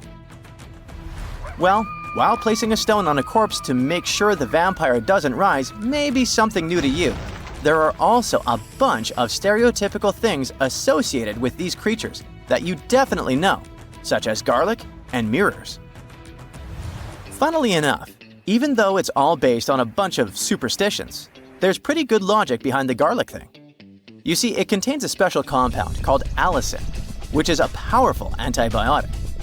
While people back then couldn't know what an antibiotic was, they noticed garlic was pretty effective against various conditions. Since they believed vampires were created by a particular blood condition, they also believed garlic could defeat a vampire. And there's more. There's actually a blood condition called porphyria, which makes people look like real vampires. Their skin is pale and their teeth get bigger as their gums shrink. And guess what? People who have porphyria cannot consume garlic, as it worsens their condition. Wow, that's a cool coincidence. The next superstition is a bit fresher, and it's about vampires avoiding mirrors. The first known reference to the mirrors comes from the book Dracula in 1897. But why wouldn't a vampire show a reflection? Simple. Before the plastic era we live in, mirrors were traditionally backed with silver. Silver was commonly believed to repel evil spirits, possibly because it has antimicrobial properties. Much like garlic, its healing properties may be what was supposed to scare off a vampire. Another reason why suspected vampires may have avoided mirrors is the changes to their appearance from conditions commonly confused with vampirism, like porphyria and rabies. People afflicted with these conditions may have avoided looking in mirrors for that reason, causing others to assume that vampires avoided mirrors. But if you ever met a vampire and these methods don't repel it, I have one more trick for you. Ask the potential vampire to count. It can be spilled grains, seeds, or even the holes in the fishing net if you happen to have one. Vampires are into math, so they'll stop to count, delaying them until sunrise. And we all know that vampires don't do well in sunlight. Ironically, it's Count Von Count, a vampire who teaches us how to count on Sesame Street. In the middle of a dense, foggy forest, you spot glowing red eyes. Suddenly, a strange clicking sound breaks the silence. It's not just in your head. Stretching over 2,000 miles from Newfoundland to central Alabama, the Appalachian Mountains hide terrifying creatures like Bigfoot and the Wampus Cat. You might think they're just myths, but there's actually a chilling explanation behind them. First up, the Mothman. This creature is a superstar in the world of horror stories, but not many people know that its legend actually started in the heart of Appalachia, in Point Pleasant, West Virginia. Back in 1966, two couples were driving when they suddenly came across a human-sized moth, about 7 feet tall, with glowing red eyes. They totally freaked out and sped up, but the strange creature flew and chased after the car, making a screeching sound until it finally disappeared. After this encounter, the group told the police that the creature looked like a tall, muscular man with huge, white wings, but they couldn't see its face because of the hypnotic effect of its eyes. Since then, the Mothman has become a famous urban legend. People swear they've seen similar creatures in other parts of the US, like Chicago and Gallipolis, Ohio. Theories about what people saw range from a balloon with a flashlight tied to it to extraterrestrial beings visiting Earth.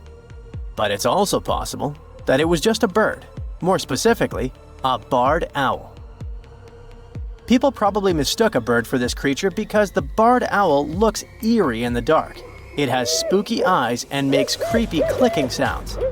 Still, these birds aren't huge, so it's strange how they've been mistaken for such a scary monster. Wait, what did people actually see then? The second strange beings are known as the Moon-Eyed People. This was a group of bearded, flat-faced, pale people with big blue eyes who supposedly lived all across Appalachia. Why did I say supposedly? Well, because no one could ever prove they actually existed. The stories about them were part of the Cherokee folklore, so we don't really know how reliable the information is. Still, their legends creeped out both locals and visitors in Appalachia. The Moon-Eyed People were said to come near a house at night, and people inside would hear them talking. But they were warned not to go outside, and no matter what happened, they couldn't watch them. In the morning, they'd find their corn gathered as if someone had helped them. Or the opposite, fields completely cleared like a whole group of men had been working there and taken all the crops. One of the most famous stories about them involves a mysterious stone wall found at Fort Mountain State Park.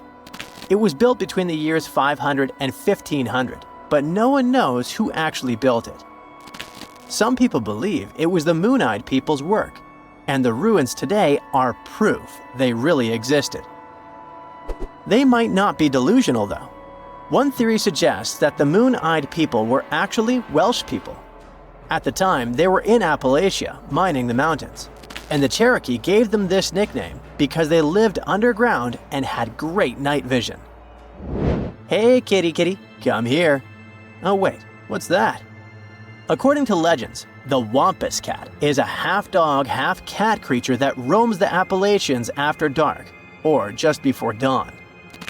And it can run totally upright on 2 legs. So if it comes running after you like a human would, you'd better hide fast and don't look at it. Rumor has it that its yellow eyes can pierce the hearts and souls of anyone unlucky enough to cross its path, driving them to the edge of madness. Okay, that's probably just folklore, but the real-life creature that might be hiding behind these legends isn't much friendlier. The stories describe the Wampus cat as a kind of underwater panther, so some experts believe it sounds a lot like a mountain lion. Apparently, they're really strong swimmers and cross a large lake without much difficulty. Now, let's say you're driving in the Appalachian region at night. Suddenly, you spot an animal in the middle of the road. You slow down and take a closer look. It looks like a deer, but there's something off. Its eyes are too close together, its head is misshapen, its neck is too long, and its legs move in unnatural ways, almost like a puppet on strings. Oh, and even if you honk, this creature won't move. It's definitely not afraid of you. This is the not deer. Although some people have reported sightings as far away as Texas and even Norway, it's definitely an Appalachian myth.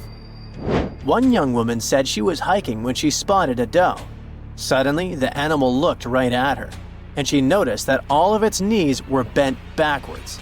Any direction a deer's knee is supposed to go, the deer's knees did not. Oh my.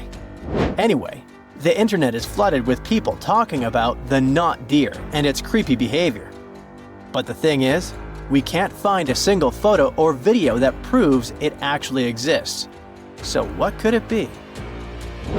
One explanation points to sick animals. There's a neurological condition known as CWD that affects different deer species like elk, moose, and even reindeer.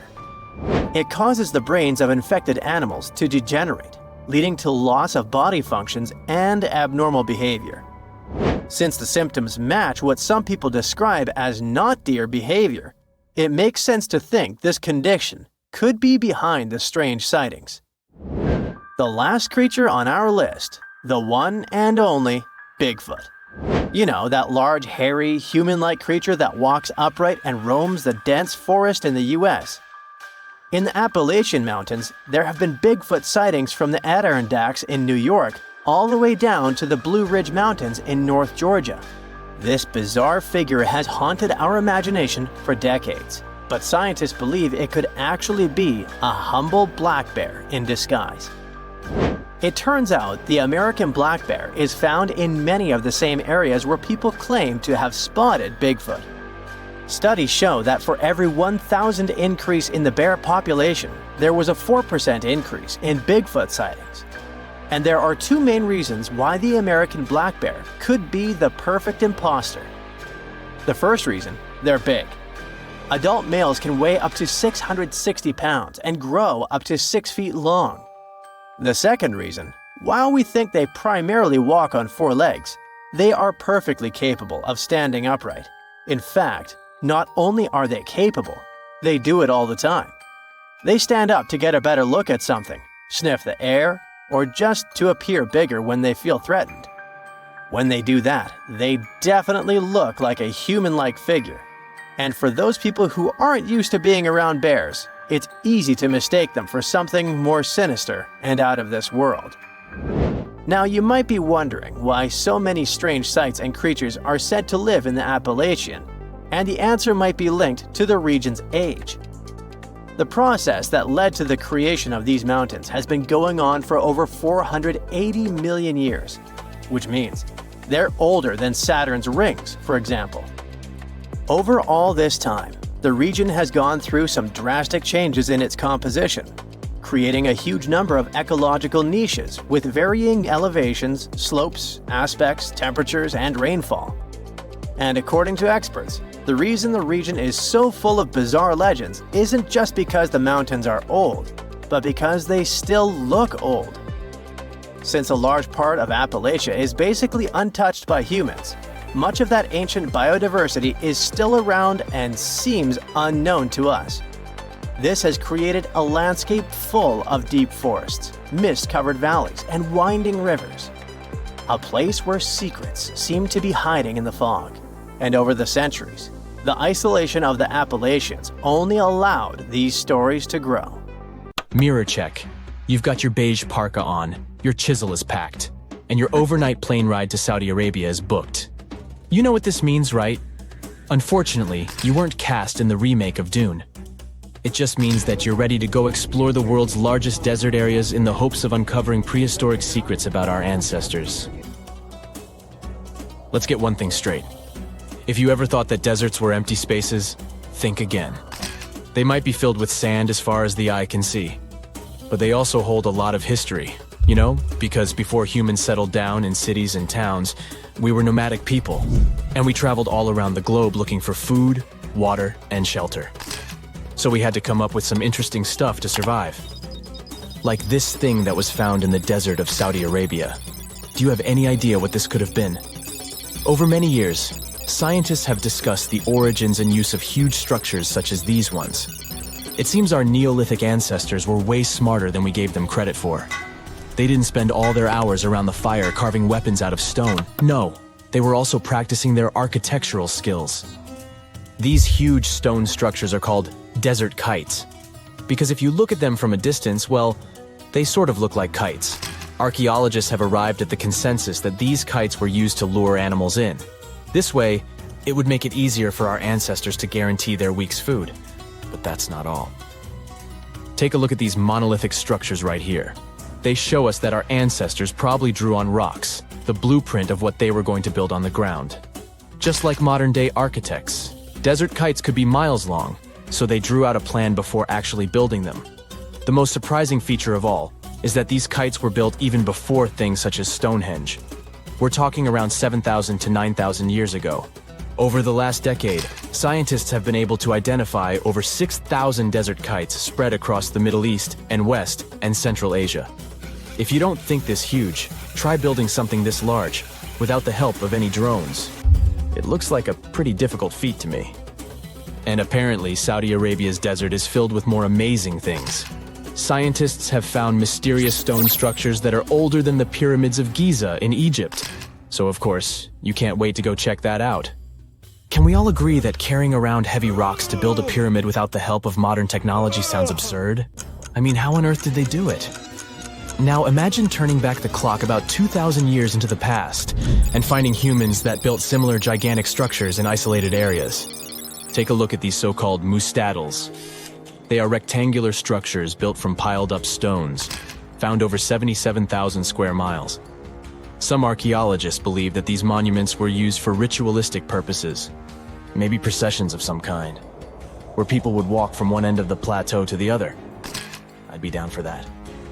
Now let's move on to another deserted area.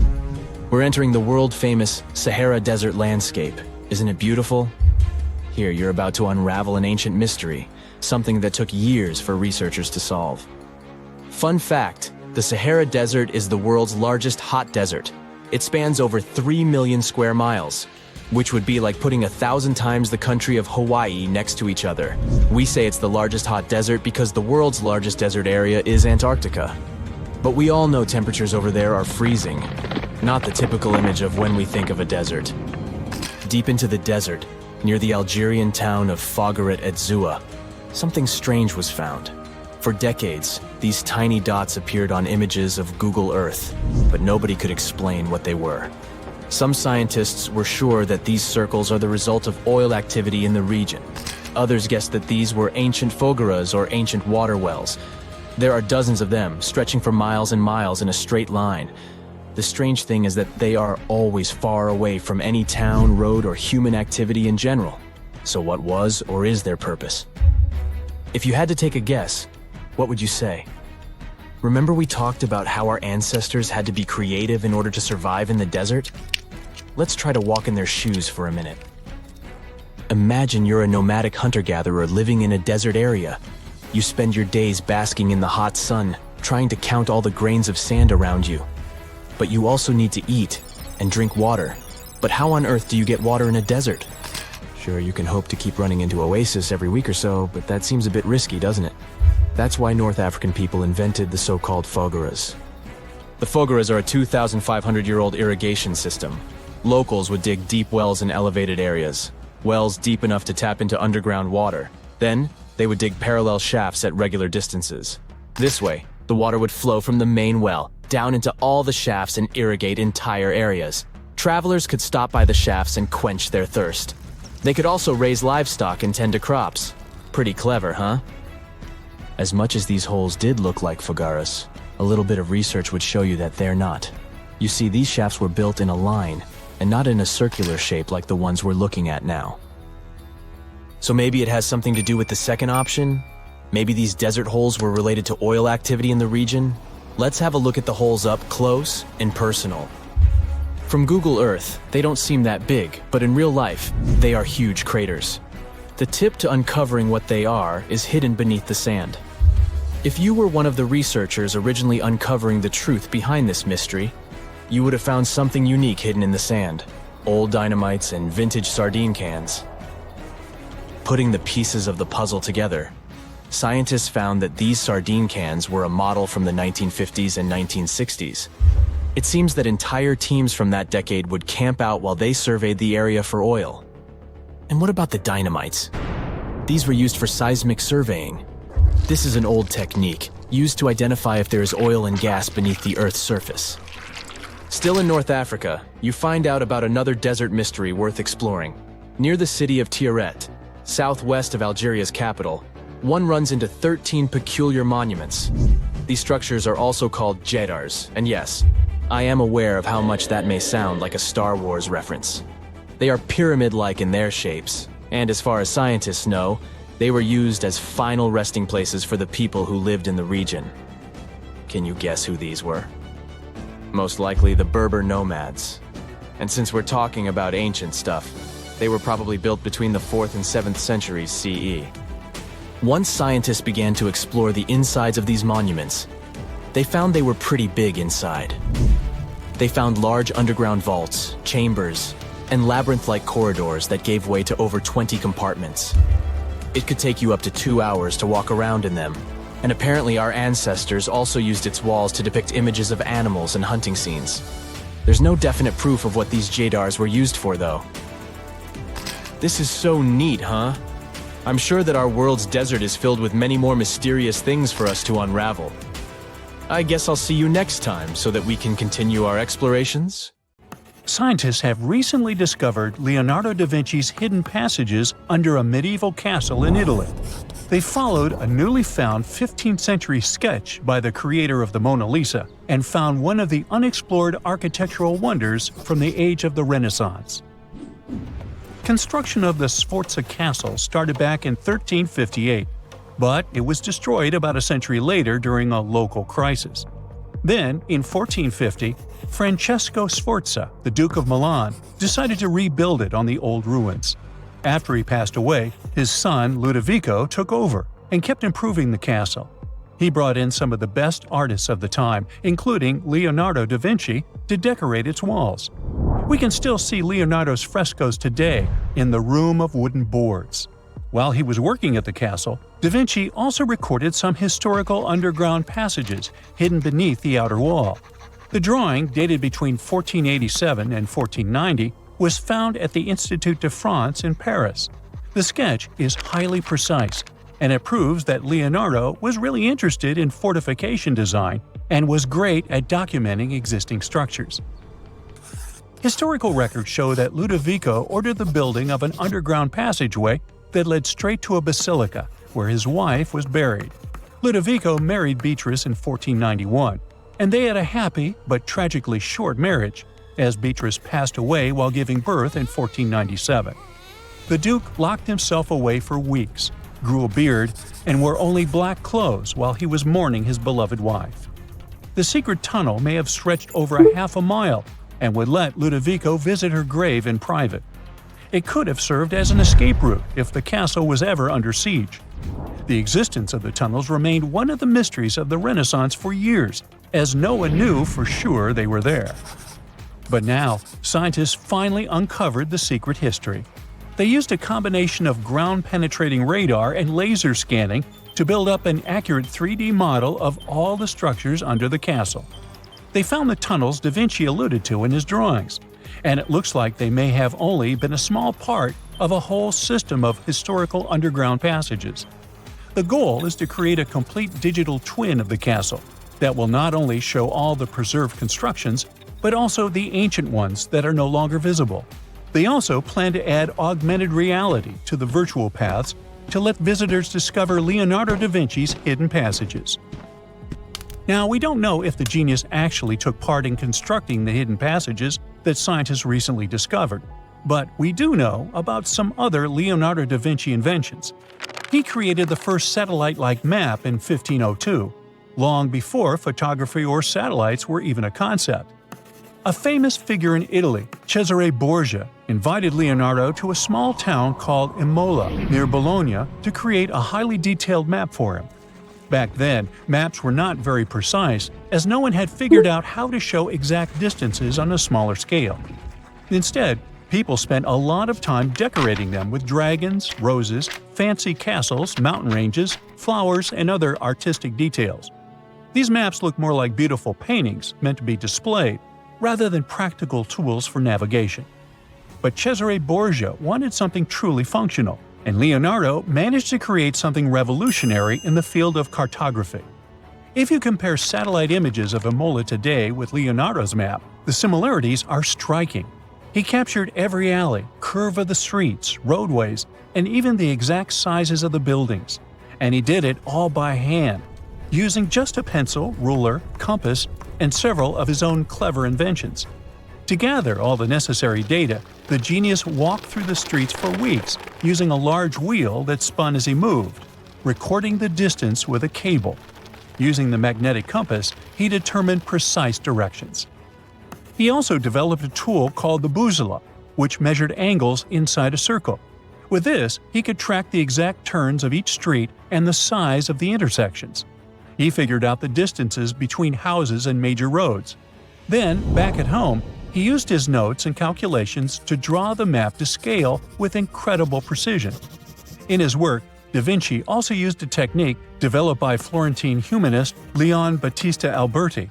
He created a mapping method where you could place an entire city inside a circle using polar coordinates. At the center of the city, 8 straight lines met, representing the main directions of a compass. Leonardo used this system to divide the town into 8 sections. He didn't overlook even the smallest buildings, which made his map one of the most advanced of its time. The Italian genius had a big dream to build a machine that could let people fly. He studied how birds, bats, and kites moved through the air and designed a special flying machine. He believed that if he could copy their movements, humans might be able to soar like them. Da Vinci's design looked a lot like a bat, with 2 large pointed wings that stretched over 33 feet wide. He planned to build the frame from lightweight pine wood and cover it with raw silk to make it strong but not too heavy. The person flying it would lie on their stomach on a wooden board in the center. To make the wings flap, the pilot had to pedal a crank with their feet, which was connected to a system of rods and pulleys. There was also a hand crank for extra power and even a headpiece to help steer. As the person moved their hands and feet, the wings would flap and twist, just like a bird's. But there was one big problem. Humans aren't strong enough to make the machine lift off the ground. Even though it might have worked once in the air, there was no way for a person to get it flying on their own. Leonardo probably realized this, but his amazing idea still inspired flying machines that came centuries later. Da Vinci was way ahead of his time with many of his inventions, but his idea for a humanoid robot was especially futuristic. He was working under the patronage of the Sforza family, the one that had those ancient tunnels of Italy built. The genius designed a mechanical knight that could move its arms, turn its neck, and even open and close its mouth. Da Vinci had good knowledge of anatomy and the mechanics of body movements that helped him. His unusual creation used an external system of cables. A hand crank set it in motion, and there was also an internal gear-driven mechanism. About 450 years later, Da Vinci's detailed sketches of the robotic knight were rediscovered in the 1950s. Several researchers tried to recreate the robot from those sketches. In 2002, a roboticist who developed systems for NASA and Lockheed Martin took inspiration from the old notes and built a functioning model of Da Vinci's robotic knight. Another design Leonardo created for Duke Sforza was a special kind of bridge that could be taken apart and carried easily. It was made for defense forces who needed to cross rivers or moats while traveling. This bridge would swing across the water and land on the other side. It had wheels and used a rope and pulley system, so it could be set up quickly and packed away just as fast. To keep it steady, it even had a special weight to help balance it. Leonardo wrote in his notes that the bridge was light yet strong, and he designed several bridges like this for the Duke. One of his other designs was a bridge that could be built very quickly, and the defense forces would move across multiple rivers. As scientists continue to study Leonardo da Vinci's hidden passages, they reveal new chapters in human history. Who knows what other unexplored architectural structures they will find? Hobbits might actually exist in real life, but these tiny people don't live in cozy, round homes built into hills like in The Lord of the Rings. They're probably on an isolated island in Indonesia, climbing mountains and hiding in dense forests. Hold up, are they even human? Well, the place we're talking about is the island of Flores, a paradise-like spot in the Indian Ocean. Today, it's famous for being home to the Komodo dragon, the largest lizard in the world. But in the past, it was also home to a very small human species, known as Homo floresiensis. In 2003, experts excavated a cave called Leong Bois and found over 100 fossils of this species. This discovery was huge because it completely challenged our understanding of human history. I mean, previously, most experts thought that Homo sapiens, aka our species, were the only ones that had managed to travel beyond the Southeast Asian mainland towards New Guinea and Australia. But if that's true, how did these ancestors get to Flores Island? Before you answer by boat, let me just say that it's very unlikely that an ancient human species could have created vessels strong and big enough to cross the ocean. Maybe they swam there or even teleported. Jokes aside, the truth is we still don't know exactly how or when Homo floresiensis ended up over there. A recent study suggests they might have descended from Homo erectus, one of the first human-like species we know of. According to this theory, they probably traveled 450 miles east from an island called Java and made it to Flores about 1 million years ago. Once living isolated in Flores, their bodies shrank over the years and they ended up becoming really short. But that's just one theory, and there isn't much solid evidence to back it up yet. What we can say for sure is that they were really short compared to modern humans. At first, we thought they'd be about 3 feet 6 inches tall. But that changed in 2016 when experts found new fossils, including a tiny arm bone and some teeth that showed they were even smaller, about 2.4 inches shorter to be exact. These hobbits also had a very small skull and a tiny brain, about 1/3 the size of ours. They had wide hips and shoulders, short legs, and big, flat feet. Overall, their bones were so small that at first, experts thought they might belong to kids. But nope. Since they had wisdom teeth, it was clear they were definitely dealing with adult skeletons. Very small adults, though. Because of their tiny and curious appearance, the media started calling this ancient species the real-life Hobbit, just like the characters created by J.R.R. Tolkien. You know, Lord of the Rings. Frodo Baggins? Anyway, why were they so small? There are two main theories. The first one, they weren't a different species at all. Some experts believe they could actually be Homo sapiens, just like you and me, but with a condition that causes the brain to develop smaller, kinda like microcephaly. However, many specialists rejected this idea because the anatomy of people with these kinds of growth conditions today doesn't really match what we see in the little people from Flores. Moving on. The second theory is something people call island dwarfism.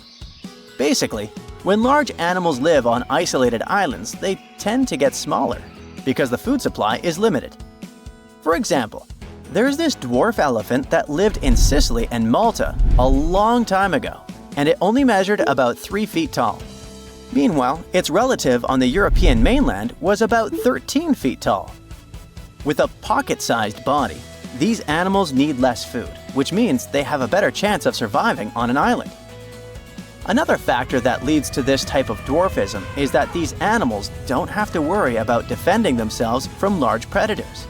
I mean, if you're on an isolated island with no lions or tigers around, there is really no need to be huge. So this could be what happened to the Hobbit people. Studies show they lived in Indonesia at least 100,000 to about 50,000 years ago. But after surviving for so long, these short people mysteriously disappeared. It's possible that they vanished after 8 massive volcanic eruptions hit that region. This idea came up after researchers found a thick layer of volcanic ash right above where the fossils were first found. Even with this evidence, no one can say for sure if the eruptions were the reason for their disappearance. And recently, an anthropologist questioned this theory by saying they might still be alive today. Wait, what?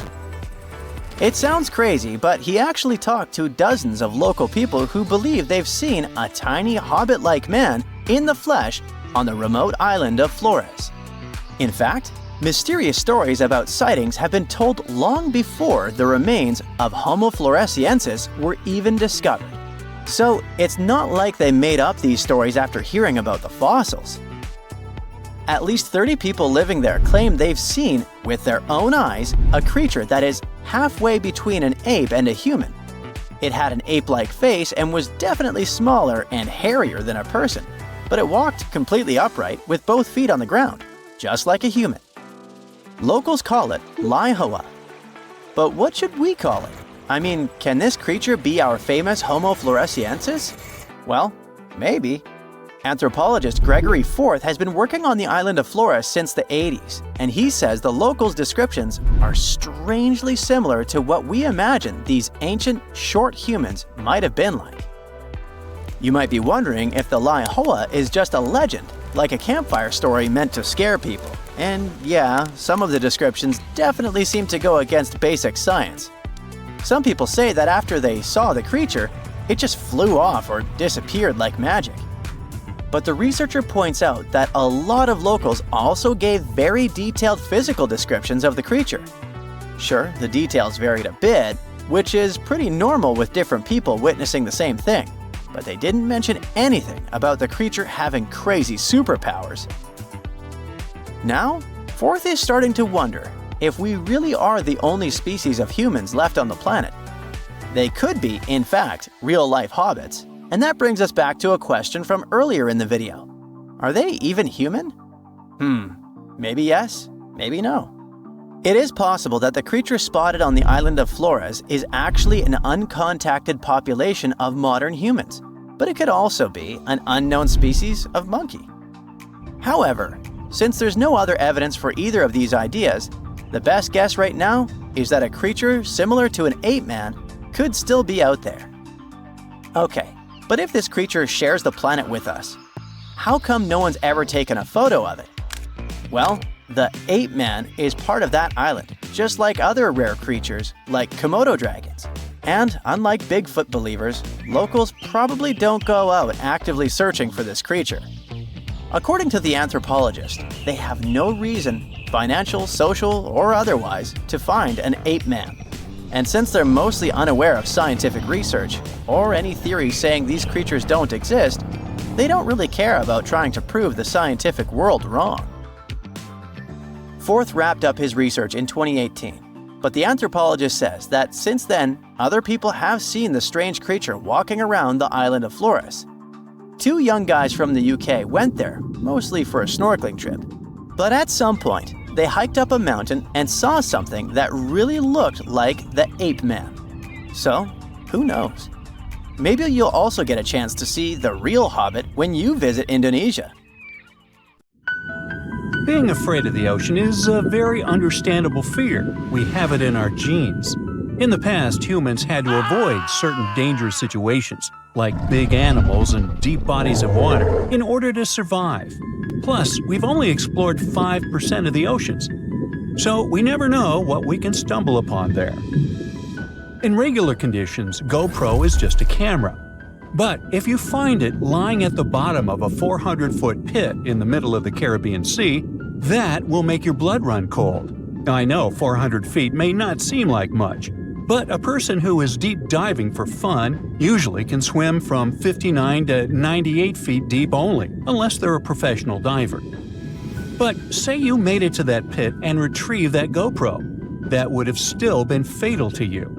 In this specific hole where the camera was found, there would be a layer of hydrogen sulfide, a very dangerous and foul-smelling gas, at the mark of 300 feet. The gadget was 100 feet lower, alongside its owners, 2 long-lost explorers. To this day, very few people manage to dive this deep and go back unscraped. In fact, the deceased explorers were found only with the help of submarines. Now, you might be curious about the content of the GoPro. In stories like this, we expect proof of foul play or sinister footage. But the only thing found there were the images of happy times the explorers had during their trip. A sad ending to a vacay. Now, in deep waters, you can also find many species that seem to be otherworldly, but in a cute and interesting way, like the alien sponge. This fun little fella is a sponge first seen near the Mariana Trench in 2016. It's actually part of an ecosystem dubbed Forest of the Weird. Okay, this makes it sound a bit creepy. And what adds to the weirdness is the fact that the alien sponge had 2 little holes that resemble little eyes, so like it's peeking at you. Another fun fact? The skeleton of this type of sponge is made of glass. And if you're afraid of cockroaches, I'll let you take a deep breath here. Ready? Cool. Because on the ocean floor, there are more than 20 different types of giant isopods, beetle lookalikes, that can be as big as 14 inches. Yikes! But fear not, these guys usually roam the ocean floor for food. So, unless you dive 7,000 feet, which we've just seen is not possible, you won't run into them. Now, despite the horror movie name, the bloody belly comb jelly is actually a fascinating creature you can also find in the ocean. They live in the twilight zone of the ocean, which is between 820 and 4,900 feet below sea level. Pretty far from where you usually soak your feet. But what's so cool about this jelly is its color. Because in the twilight zone, the light is very scarce. Many animals either emit a faint glow, like the anglerfish, or create a camouflage. The jelly here is blood red because, in the pitch-black darkness of the ocean, other animals won't see it digesting colorful bioluminescent prey inside its stomach. Besides, the jelly has a row of combs that spark a very beautiful iridescent light. Beautiful and lethal. Humans also have their fair share of contribution to the weird fest that is the ocean floor. Depending on where you swim, you might just find parts of rocket engines used during the Apollo program. Now, when a rocket is launched into space, parts of it are dropped into the ocean where it runs out of propellant, making the rocket itself lighter. And a part of the Apollo 11 rocket engine, yes, that one that first took humans to land on the moon, was actually recovered from the ocean after more than 4 decades. And you can see it at the Museum of Flight in Seattle. Not a space fan? Well, there's something for the Oregon Trail lovers too. There are 2 locomotives living their best lives, or worst, depending on your point of view, just off the coast of New Jersey. They're from the 1850s and are sitting under 90 feet of water. They probably fell off of a transportation ship during a rough storm, or were intentionally pushed over the barge so that the ship didn't sink. Most of these things can only be seen while diving, but worry not. Even if you have a lingering fear of the deep ocean, you can still find weird things by simply walking on the beach. Look at these bizarre Garfield landline phones washed away in Brittany, France. The French have been having bizarre encounters with the sarcastic orange cat since the 80s, and it took about 30 years for French farmer René Morvan to come forward with a simple explanation. A shipping container with Garfield merchandise got stranded in the sea, only to find its final resting place in a sea cave. We bet Brittany locals are still haunted by the creepy smile of that landline phone. And just like a storm uncovered the Garfield secret stash, it also moved a few ships that sank more than 600 years ago. But this is not a simple Titanic story. It actually sounds more like Pirates of the Caribbean, because when the storm moved those old ships, authorities from Caesarea found 2,000 gold coins, some silver and bronze coins, gemstones, and rings. It was a bigger treasure than a dragon could hoard. But don't get your hopes up. Even though most of the underwater archaeological zones in this region are open to divers, these treasures are safely tucked away in a museum. Speaking of pirates, and I was, another weird thing you can find chillin' in the ocean is the pirate city of Port Royal, Jamaica. In 1692, the city was devastated by an earthquake, followed by a tsunami. A really bad twofer. But the good news is, you can still visit it today, well, scuba diving, that is. This is actually not the only sunken city in the world. There's also Thonis Heracleion in Egypt, which is not at the bottom of the sea per se, but at the mouth of the Nile River. There's also Baiae, a Roman town built atop a supervolcano. Now, you might be thinking Baiae had the same fate as Pompeii, but guess what?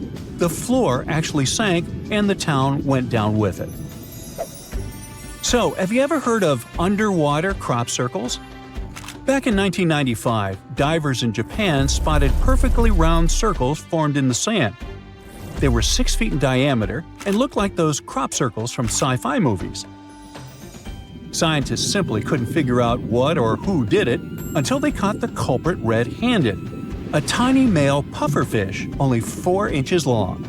This little guy uses its body and fins to draw circles and squiggles and decorates his creation with seashells and corals. It takes the fish about a week to do so. All this hard work is part of a mating ritual, and if a female pufferfish likes the art, she will lay her eggs there, right in the center. The circular design of the underwater crop circle actually channels fresh water to the middle of the circle, the ideal scenario for the eggs to develop. And guess what? After she lays the eggs, the female pufferfish leaves, and it's the male that tends the eggs. But just in case fishes are not your thing, we can also offer you a cargo of rubber duckies, turtles, beavers, and frogs, 28,000 of them to be exact. These bath toys were traveling from China to the US, but much like our friend Garfield, were caught in a storm in 1992. From the North Pacific, our friendly duckies and beavers made their way to the UK by 2007, but some were bolder and traveled to Australia, Indonesia, Chile, Hawaii, and even Alaska. Now, have you ever seen a strange thing washed up by the beach? Let us know in the comments. Bye. In July 1990, 4 Czech guys decided to go on an adventure to find the Mongolian death worm, a creature that might have inspired the monster you've seen in the movie Doom. They say it lives somewhere deep in the Gobi Desert, so they flew to Mongolia, hopped into an ATV, and hired some local guides to help them. All that to meet a creature that is up to 6 feet long, can spit acid that could melt anything, and is capable of shooting electricity at those it doesn't like. Legend says that these friendly guys spend most of their days hiding underneath the sandy dunes, but they'd like to come out during the wetter months of June and July. So the timing for a spotting was simply perfect, but the crew needed to figure out how to lure the creature. Sadly for them, no one knew what the giant worm liked to eat, so they built a thumper, which is a machine that made rhythmic pounding noises. They were hoping it would call the worm out of the ground. For 2 months, they searched the vast desert, crossing dunes and rocky plains, looking for any sign of the creature. But alas, it didn't really work out. Ivan McCurley, who was the leader of the 1990 expedition, came back to Gobi Desert again. He once tried to attract the megaworm with blasts, and the second time he used a small airplane to scout the dunes. Over the years, groups from America, Britain, and New Zealand organized big expeditions to the Gobi Desert to try and find the creature. Many others came from all around the world on their own and found nothing. The people in the West first found out about the megaworm of the Gobi Desert thanks to an American paleontologist, Roy Chapman Andrews. This brave man was probably the inspiration for Indiana Jones. In 1926, he wrote about the creature in his book. At a meeting with Mongolian leaders, Andrews heard detailed descriptions of the creature, even though none of them had ever seen it themselves. One of them described it as looking like a sausage, about 2 feet long, with no head or legs. According to him, the worm was so venomous that just touching it could instantly take your life, and it lived in the loneliest parts of the Gobi Desert. Andrews didn't think the creature was real, but he shared these stories again in another book.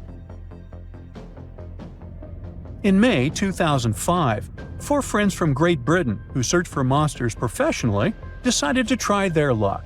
They made drawings of the worm and hired local people to hand out flyers all over the Gobi Desert.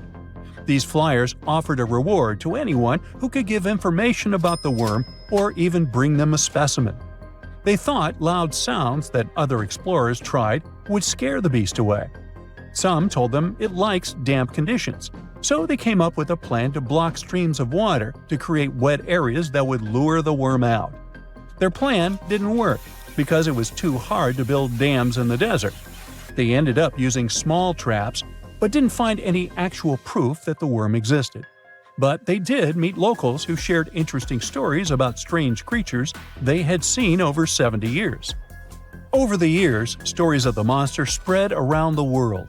In some of them, it's only 1 foot long. In others, it's as large as a human.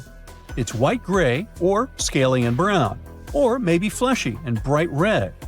Someone said it resembled a snake, or maybe a caterpillar, or maybe it has wings and can fly. And some believe it could be a supernatural evil being without a body.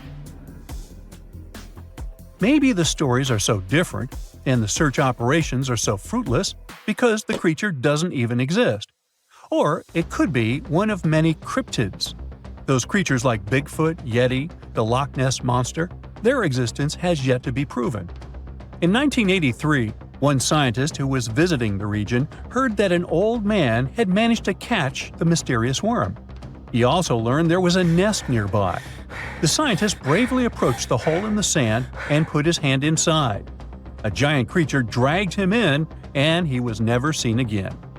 Just kidding. He actually found a Tartar sand boa inside. It's a chunky, burrowing, non-venomous snake that has small eyes and gray-brown scales. He showed it to the locals to verify if it was the monster, and supposedly all of them said yes.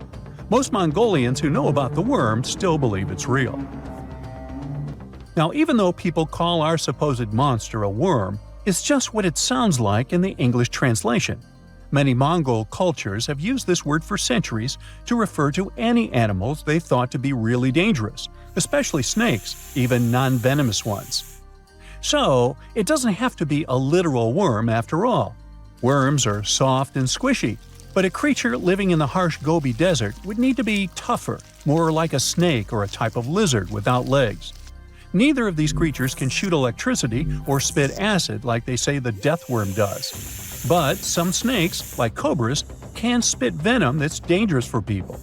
If it were real, the creature would have a backbone, and explorers searching for it would likely find some bones or evidence left behind. And there are actually fossil remains all over the Gobi Desert. Scientists found representatives of over 80 dino groups here over the last almost 100 years. It all started with the world's first dinosaur egg nests. This discovery changed all the scientists knew about dinos. It was the first proof they laid eggs. In the following 2 years, the same expedition team unearthed over 100 dinosaurs and took them to the American Museum of Natural History, where you can still see them today. Some of them were swimming around in the Cretaceous Sea that used to be here about 71 million years ago. They resembled modern birds. The mystery of the megaworm is still unsolved, but there used to be another mystery scientists finally managed to explain. Back in the 13th century, a famous traveler, Marco Polo, not the guy from the swimming pool game, crossed the Gobi Desert. He thought he could hear mysterious noises, like the sounds of musical instruments such as drums. He wrote about it in his book and believed he might be hearing the voices of restless spirits. Scientists call these noises singing sands or booming sands. Unlike the squeaky sound you might hear when walking on a sandy beach, these desert sounds are much louder, like a musical instrument playing deep, haunting notes. Over the years, people came up with all kinds of ideas about what caused the sounds, like underground water or winds making the sand vibrate. Not all dunes can do this, and scientists wanted to figure out why. Sometimes the winds might cause a small avalanche on the side of a dune, and then you can hear the magical sound start. But this is rare. So, to study it, scientists had to help the dunes sing. They climbed to the top of a dune and slid down on their backs, using their hands and feet to push sand down. As the sand tumbled, the sound started softly and got louder. They could even feel the vibrations with their hands. So they found out that for a dune to sing, a few special things need to happen. The grains of sand must be the right shape. The dune has to be big, and the sand must be very dry, so no singing after it rains. Inside the dune, there's a hard layer of packed sand that acts like a giant speaker. This layer bounces the sound waves back and forth, makes the noise louder and louder, and creates a haunting melody that can fill the desert air. In other words, the dunes can play tunes. Yeah, sorry, I couldn't help myself with that one. Back in December 2012, a lot of people were freaking out over the idea that the world might end in some catastrophic event. And it was all thanks to the famous Maya calendar.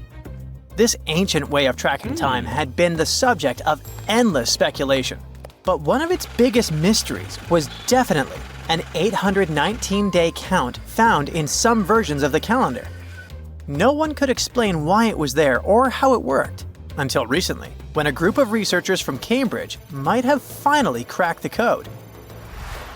First things first, how does the Maya calendar work? So the system the Maya civilization used to track days was based on something we now call the calendar round. Think of it like 3 interlocking gears. These are 3 cycles working together. The first is a 365-day solar year, known as Hab. The second is a cycle of 20 names.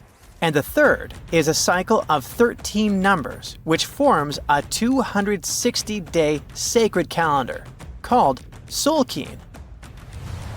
Just like we'd say something like December 25th, 2025, they named their days based on how these 3 cycles lined up. For example, here we have the day 3 Manik and the 14th of the month Hop. It takes 52 years for the 3 cycles to align in the same way again. After that, the days start repeating. But this is where things start to get more complicated and mysterious. On some Mayan monuments, we have also found enigmatic inscriptions pointing to the existence of another cycle, the 819-day count. There are about 20 examples of these inscriptions, mostly found in places like Palenque and Yaxchilan in Mexico. So it didn't seem random at all, and this calendar must have been hiding a big secret. Early research showed that the 819-day cycle was represented by one of 4 colors and the cardinal directions associated with them. Black was tied to the west, red to the east, white to the north, and yellow to the south. Researchers also discovered that this period of time could be broken down into 3 smaller cycles. One of 9 days, one of 7 days, and one of 13 days. Multiply them together, and you'd get 819 days. Pretty cool, but why did they do that?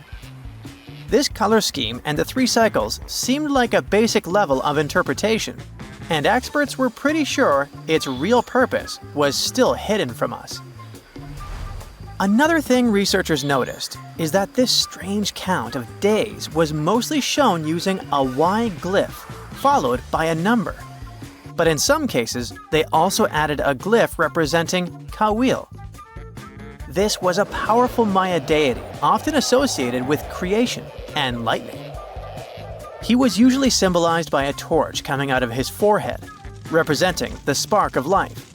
But in the 90s, a study suggested that when Kawil's inscription showed smoke and fire coming from his forehead, it could actually represent the planets Jupiter or Saturn, or maybe even both. Wait, that means that the 819 days count could be linked to both planets in some way. From there, research focused on figuring out what that link might be.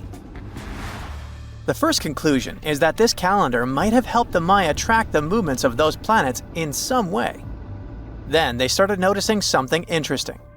These cycles could be specifically tied to the synodic periods of Jupiter and Saturn. By synodic periods, we mean the time it takes for a celestial body, like a planet, to return to the same or nearly the same position as seen from Earth. While this possibility was pretty exciting, something didn't quite add up. Each planet moves very differently, and trying to fit multiple planets into an 819-day span just didn't seem to work. In other words, this 4-part color-coded calendar system was simply too short to align perfectly with the synodic periods of the visible planets. So it looks like we're back to square one. This mystery had people scratching their heads for ages, until 2023, when specialists realized they might have been looking at it all wrong. Researchers actually needed to shift their perspective. Instead of seeing this system as 819 days, they needed to consider the number as representing timelines. And this period of time could be just a small part of a much, much bigger calendar. You see, as we said earlier, this cycle seemed to track the period when a planet became visible to people on Earth. To prove that these 819 cycles were timelines, not actual days, researchers needed a planet that could serve as a starting point to back up their theory. In this case, it was Mercury. And there's a pretty simple reason for that. Mercury's synodic period is 117 days, which fits perfectly into the calendar count. I mean, if you take 1819 and divide by 117, you get the number 7. So, Mercury is the only visible planet whose synodic cycle fits neatly into this period as whole numbers. Perfect. Now they had a solid starting point. From there, they needed to expand the calendar by increasing its length to 20 periods of 819 days. Suddenly, a pattern emerges. And just like that, all the synodic cycles of the planets fit perfectly into the system. For example, Saturn's synodic period from 378 days lines up perfectly after 6 819-day cycles. Venus aligns every 5 cycles. Jupiter every 19 cycles. And Mars, which takes the longest, needs 20 cycles. In other words, it takes about 45 years for Mars to align with the synodic periods of all visible planets. So, this is how researchers determined that the ancient civilization wasn't referring to days, but rather to timelines. The Maya astronomers came up with this count as part of a larger calendar system of 20 periods. But then a question comes up. Why was studying the synodic period so important to the Maya? Well, we don't have super specific answers about this mysterious calendar yet. But what we can say for sure is that the Maya truly believed in the powerful influence of the cosmos on daily life. So maybe they wanted to analyze how the movements of all the visible planets lined up with their other calendars. Of course, this system is just one part of the Maya's amazing and advanced understanding of astrology. And it wasn't just about using astrological cycles for planting and harvesting. They also had crazy specific knowledge, like how to predict solar eclipses. Archaeologists believe the Maya connection to the stars is reflected in the ruins of their world. Take the famous pyramid in the ancient city of Chichen Itza, located in Mexico's Yucatan Peninsula. If you look closely at the base of its staircase, you will see a snake's head carved in stone. But here's the coolest part. During the spring and fall equinoxes, when day and night are exactly the same length, the sun casts sharp, triangular shadows on the staircase. It creates the illusion of a snake slithering down the steps. Another example of how they use their knowledge of astronomy in their temples is in Tikal, Guatemala. Built around year 1 of the Common Era, this pyramid is considered one of the Maya's earliest astronomical complexes. And its alignment and orientation allowed them to track and calculate solstices and equinoxes with incredible precision. The Maya were skilled skywatchers. Just like we have modern-day high-tech observatories with round domes, they had something similar. Meet El Caracol. The name means snail in Spanish and refers to the spiral staircase inside the tower.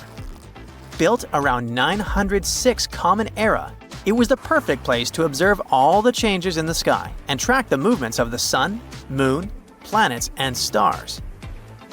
Unlike us today, with our telescopes, satellites, and advanced tools, the Maya relied entirely on naked eye observation, and that makes their achievements even more incredible. The year was 1865. It was a boom of migration worldwide, with novel places discovered and new settlements created. Without planes like we have now, a ship was the only way to escape from the old life and journey towards a new, hopefully brighter future. So, a voyage like that was quite a regular thing to do. More than 500 immigrants safely reached Queensland, and the ship was supposed to head back to London sometime later.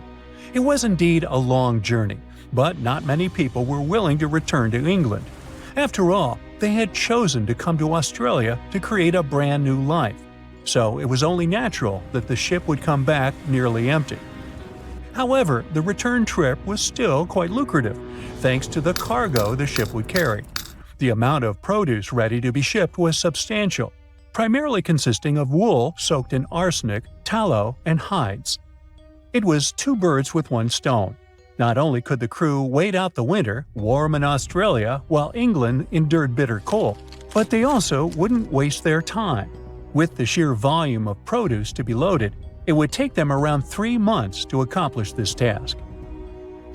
Reports were circulating that the fiery star was almost done loading up, but it turned out that the assessment was a bit too optimistic. To pass the time, Captain Ewell thought it would be a good idea to reach out to the Acclimatization Society and offer to help transport any animals they wanted to send to England on the fiery star. He already had some emus and kangaroos on board, but there was still room. The society held a vote, and they were totally on board, pun intended, with Captain Ewell's idea. They figured sending some taligalas would be a great plan. Even though a few of these birds were already in England, the French Society needed a couple, and they could get them shipped there through England. Little did the crew know that all this cargo, all the produce they were willing to sell in England, would ultimately lead to the ship's destruction. Not only was the fiery star lost, but most of the people on board did not survive to complete the voyage. March 23rd. That was the day when the ship manifest was finally published. A manifest is a list that details the cargo, passengers, and crew of a ship, plane, or vehicle, primarily for customs officials.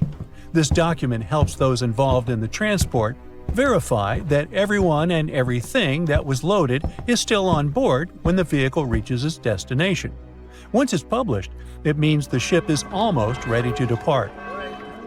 There were 3 possible ways of passenger accommodation. First, there was the saloon, the antiquated name for first class. Next, there was the second cabin, which is, logically, second class. Finally, there was the steerage, the cheapest form of passenger accommodation on a ship. Back in the 19th and early 20th centuries, many people traveled from their homelands, often to North America and Australia, looking for a fresh start. Most of them were poor and had limited funds for travel.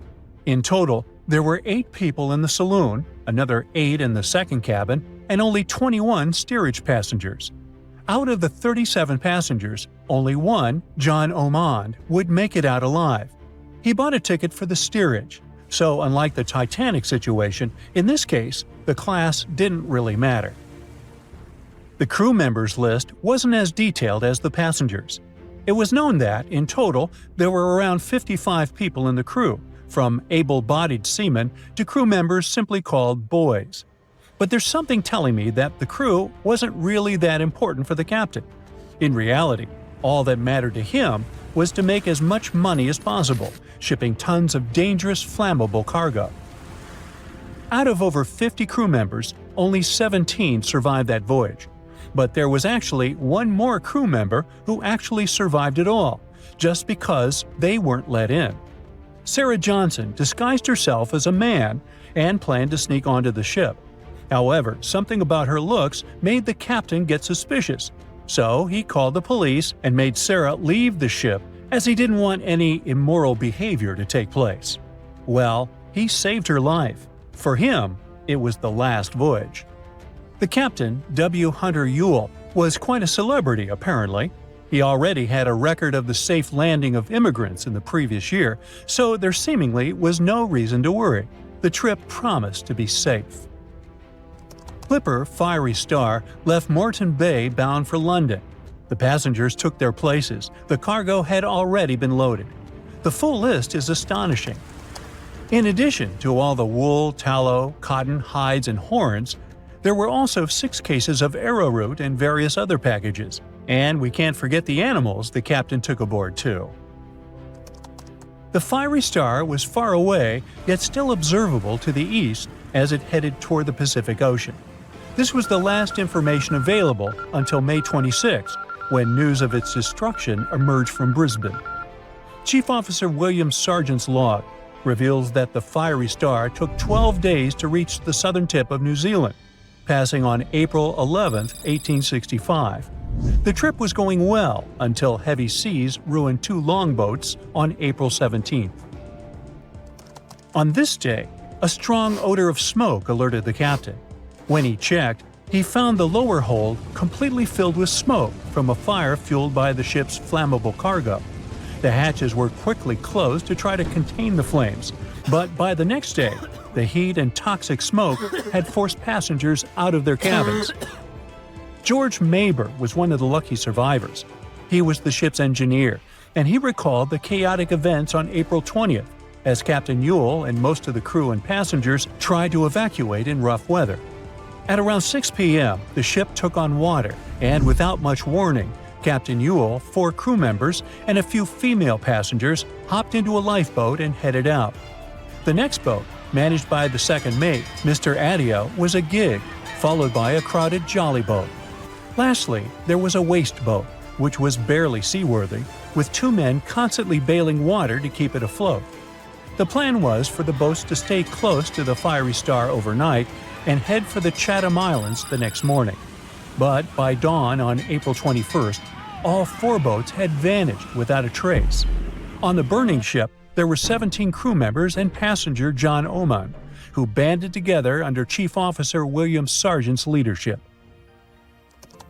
For 5 days and nights, George Maber pumped water on the fire without rest. He volunteered to go down the forehatch with a rope around him and a handkerchief over his mouth. He discovered that the foremast had been burned through for about 7 inches, and the port side was severely damaged, resembling an empty shell. Exhausted, he returned for fresh air, but later descended again with Quartermaster Marshall to access a water tank. They couldn't open the lid, and as George crawled over the hides, he felt himself sinking. When they reached the deck, they collapsed from exhaustion. The cargo had been destroyed by smoke and fire, and the heat on the deck was intolerable. The crew survived on limited rations and caged chickens, using every spare piece of wood, including pigsties, for the pumps. Distressed pigs ran wild in the heat. A raft was constructed, but was too weak for the open sea. Sleep was elusive, and the crew had lost everything, with only hopes of reaching land or meeting another ship. Finally, the Dauntless appeared and sent a lifeboat to the Fiery Star. Captain Moore boarded the Fiery Star on May 12th, and after assessing the situation, he agreed that the crew could do no more. They boarded the Dauntless at 4 p.m., witnessing the Fiery Star succumb to flames by 11:30 p.m. It was a narrow escape. You're down in one of those polar seas where the Brinacle, eerily called the Finger of Death, is born. It's a strange, almost otherworldly place, the deep ocean, where light barely reaches. Everything down there seems to have adapted to survive in darkness and intense cold. But even those truly hardy creatures aren't ready for what a Brinacle can do. When that briny, super-cooled water starts dripping down, a ghost story begins. The formation of these brinicles is a fascinating process, like an underwater science experiment happening in real time. We know that when seawater freezes, it doesn't freeze like fresh water. Because of all the salt in it, it has to push out impurities to form the pure ice that floats at the top. This means the salty water, or brine, ends up trapped in channels and pockets within the ice. When it sees the light of day for the first time, a brinacle resembles a pipe of ice reaching down from the underside of a layer of sea ice. At first, a brinacle is very fragile and its walls are thin. But the continuous flow of colder brine supports the growth of the brinacle. It also prevents it from melting. Otherwise, this process would be inevitable, caused by the brinicle's contact with less cold surrounding water. As the ice accumulates and the walls become thicker, the brinacle becomes more stable. Over time, the brine trapped inside gets squeezed out through tiny cracks, dripping down in this cold, heavy plume. Once that cold brine starts flowing downward, it begins freezing the seawater around it into a sheath of ice. That's why, instead of melting as it hits the water below, it forms this icy casing that protects it, helping it grow longer and stronger. The brinacle keeps moving forward inch by inch, and this crazy downward spiral is almost unstoppable. And when it touches down on the seafloor, that's when the trouble begins for anything living nearby. Imagine being one of those creatures on the seafloor, maybe a sea star or an unsuspecting urchin just trying to make it through the day. And all of a sudden, you see this icy tentacle nearing you. It isn't just some cold water coming down. It's basically a net of ice moving down and spreading out. There's no escape, no way to predict its coming, and no chance for survival. It's a slow-motion natural disaster in action. When a brinacle reaches the seafloor, it continues to accumulate ice while the surrounding water freezes over. The brine keeps traveling across the seafloor in a downslope direction. Once it reaches the lowest possible point, it stops and pools. But don't let the danger distract you from how beautiful brinicles are. Well, in their own creepy way. They look like something you'd see in a dream. Elegant, twisting ice tubes reaching down, perfectly symmetrical, and totally random. Filming a brinacle is no easy task because they're delicate when they first form. Just the motion from a nearby current or a sudden change in temperature can snap them off, ending the show before it really starts. So, scientists who managed to capture brinicles on film in 2011 actually got incredibly lucky.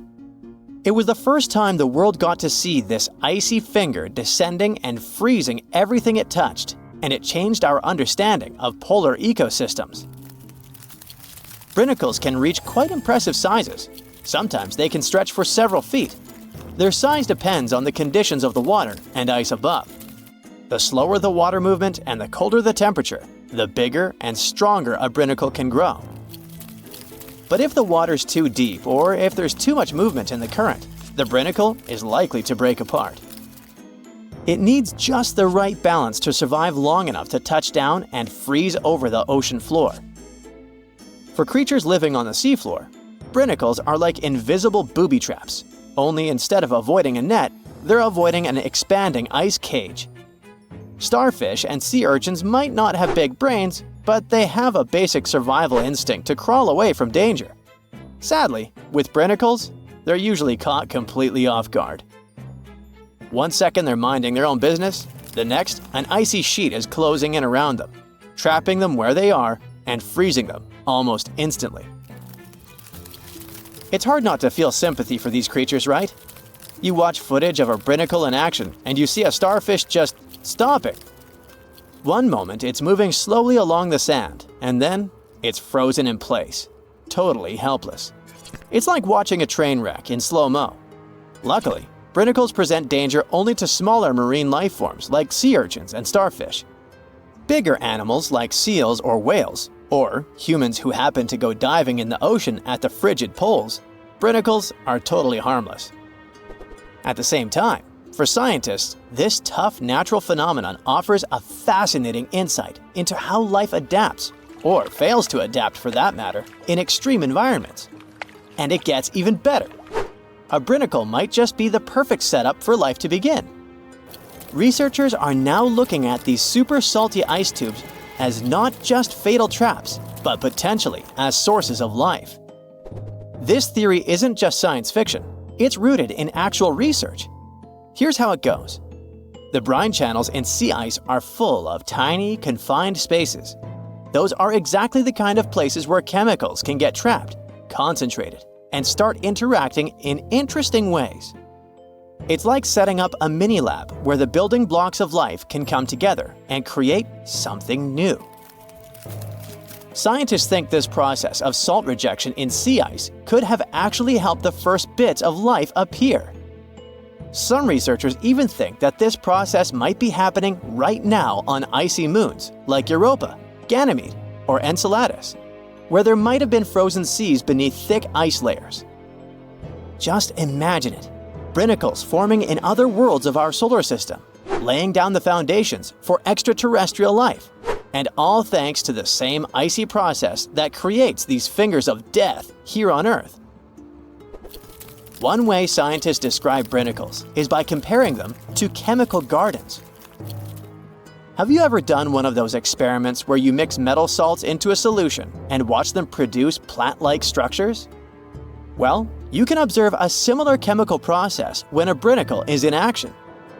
In the cold, saline-rich brine of a brinicle, certain reactions could kick off to create amino acids or other building blocks of life.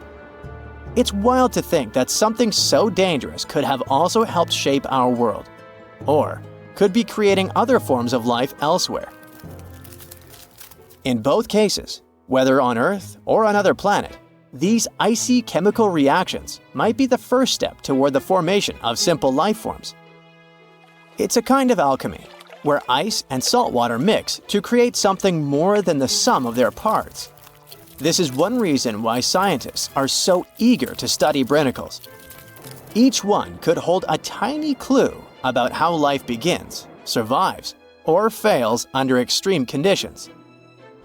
Something as mesmerizing and weird, but at the same time simple as brinicles, hints at bigger questions. How did life start on Earth? What are the conditions needed for life to survive in extreme environments? Could icy structures like these exist in other parts of our solar system or beyond, creating similar conditions that might one day give rise to alien life? As much as they look like a silent threat reaching out from the ice, brinicles are also reminders of how beautifully complex and interconnected our world is. They may seem like simple fingers of ice, but they hold secrets that touch on everything from ecology to chemistry to the origins of life itself. So next time you hear about the ocean, remember that deep below in the darkest, coldest waters, something incredible and a little bit terrifying is happening right at this moment. Archaeologists have been studying Petra in Jordan for 200 years, and in 2024, they found something they had never seen before. It's a tomb with at least 12 complete human skeletons and artifacts that are over 2,000 years old right in front of the treasury. Bronze, iron, and ceramic items were placed with the deceased, which shows how people honored their loved ones when they passed away. It's a rare chance for scientists to learn more about the Nabateans, an ancient group of Arabian nomads who built Petra. The objects found in the tomb under Petra's treasury are in amazing condition, but the skeletons became fragile because it's damp inside the tomb. They plan to study the remains and extract DNA to see if the people in the tomb were related. While some scientists are solving tomb mysteries, others have trained AI to find new ancient sites for them. They've created an algorithm that works with a special type of satellite imagery. This technique uses radio waves that can peek under things like sand, soil, and even ice to find hidden objects. AI will help search a huge desert on the Arabian Peninsula called the Empty Quarter for archaeological treasures. The lead scientists of the experiment trained the algorithm to recognize hidden locations using data from a site they had found before. The new tech can discover buried structures within 20 inches, which is very precise. Another groundbreaking tech, LiDAR, which means light detection and ranging, helped archaeologists reveal new hidden cities all around the world. LiDAR can see big structures beneath layers of vegetation and map even subtle changes in ancient landscapes. They use it to scan large areas from a small plane flying over places that aren't so easy to study from the ground, like dense jungle. In 2024 alone, they found new Maya settlements in southern Mexico, gardens, roads, and rivers in Ecuador's Amazon rainforest, ancient ruins on the Pacific island of Tonga, and the remains of 2 medieval cities along the Silk Road route in Uzbekistan. Maybe some smart technology can also explain what Marge Simpson is doing on Earth in an ancient Egyptian tomb from 3,000 years ago. The drawing, featuring a woman with yellow-colored skin, a blue crown, and a green outfit, is alarmingly like the famous cartoon character. If you don't see a resemblance here, I hope you'll at least enjoy an amazingly well-preserved necklace with amethyst and agate beads. It's from another recent find from Egypt, an ancient tomb with 11 sealed burials near Luxor. Archaeologists also found 2 copper mirrors, one with a lotus-shaped handle and the second with a unique design of the deity of the sky, women, fertility, and love in ancient Egypt. The hair of the figurine was originally made from almost 4,000 mud beads. Another awesome find from 2024 is an ancient Greek shrine with intact burials, a sarcophagus, and plenty of gold inside.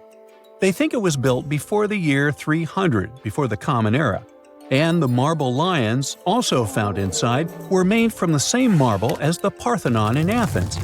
Greece is so full of ancient treasures that the city of Thessaloniki will house around 300,000 of those artifacts in their new subway system. Meanwhile, archaeologists in France have found a monument unlike any other, and they can't figure out what it was used for.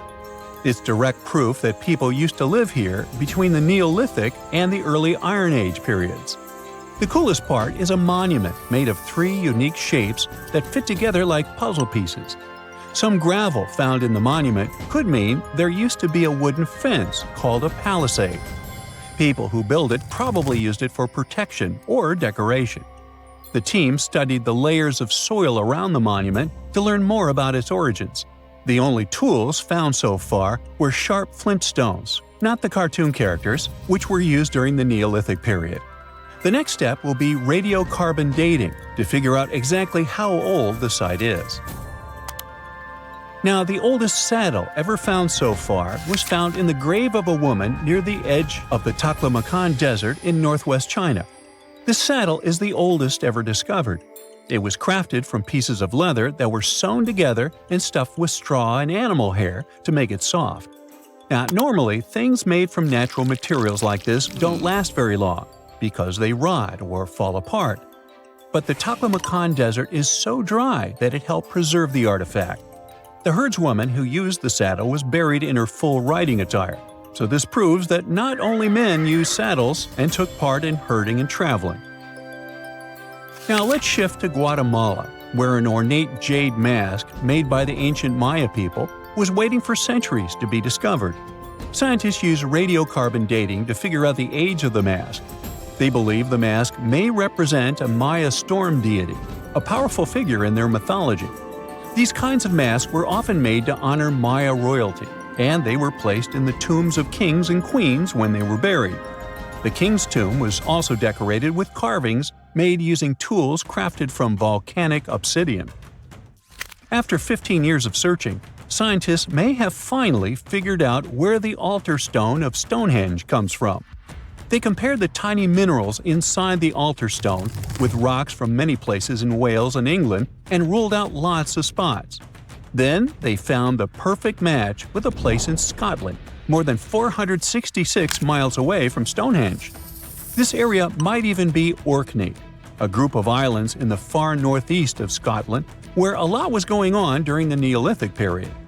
The big question now is how ancient people moved such a massive stone so far. The altar stone is over 16 feet long and weighs more than 6 tons. The new theory is that they might have used boats to carry it across the coastline and rivers. Once it was close to Stonehenge, they theoretically dragged it across the land using wooden sleds, ropes, and a lot of teamwork.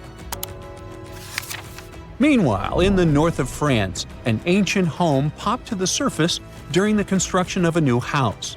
It turned out to be a luxury urban house for the elite from the 2nd century of the Common Era. The inside of the house was destroyed by a fire, but under the destroyed layer, there are beautiful, real-size fresco paintings. Turkish archaeologists unearthed the arm and foot bones of elephants that lived around 9 million years ago. They also found fossils of early horses, giraffes, and even saber-toothed cats. They've already identified 43 distinct types of animals from this site and collected more than 4,000 fossils. One more cool find from Turkey is a 64,000-year-old workshop inside Enkaja Cave. It looks like people used it for 24,000 years non-stop. There are some tools inside, like flakes and blades, which were made inside the workshop.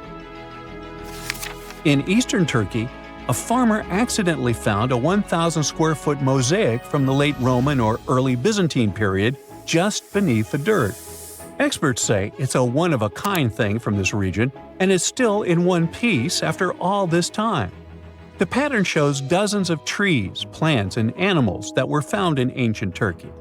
There could be more treasures in the area, so they plan to keep digging. Our final stop will be in Sicily, where archaeologists uncovered a huge ancient thermal complex. Inside, they found 2 rooms with floors covered in colorful mosaic designs, along with a large courtyard surrounded by arched wings. As they kept digging, they discovered more parts of the ancient city. They found new roads and the remains of a huge complex, along with stretches of old stone walls that were part of the city's fortifications. These discoveries are helping scientists imagine what the city might have looked like during ancient times. No one knows for sure whether the bathhouse was built by the Greeks or the Romans, since both civilizations lived in Sicily long ago. Stonehenge wasn't a witchy monument to travel through time. It was actually constructed as a hope to build a different future. Recent research just found out that the monument was probably raised as an attempt to reunite the Britons during a period of big division. The thread of this story lies on the altar stone, the monument's most iconic rock. For years, scientists believed that the stones used in Stonehenge, including the altar stone, came from the nearby Preseli Hills in Wales. In this scenario, Stonehenge would have been built by a local community. That is, Neolithic people who would have found easy-to-access materials to build a ceremonial mound, a sundial calendar, and a final resting place, all in one. Things changed when another discovery was made.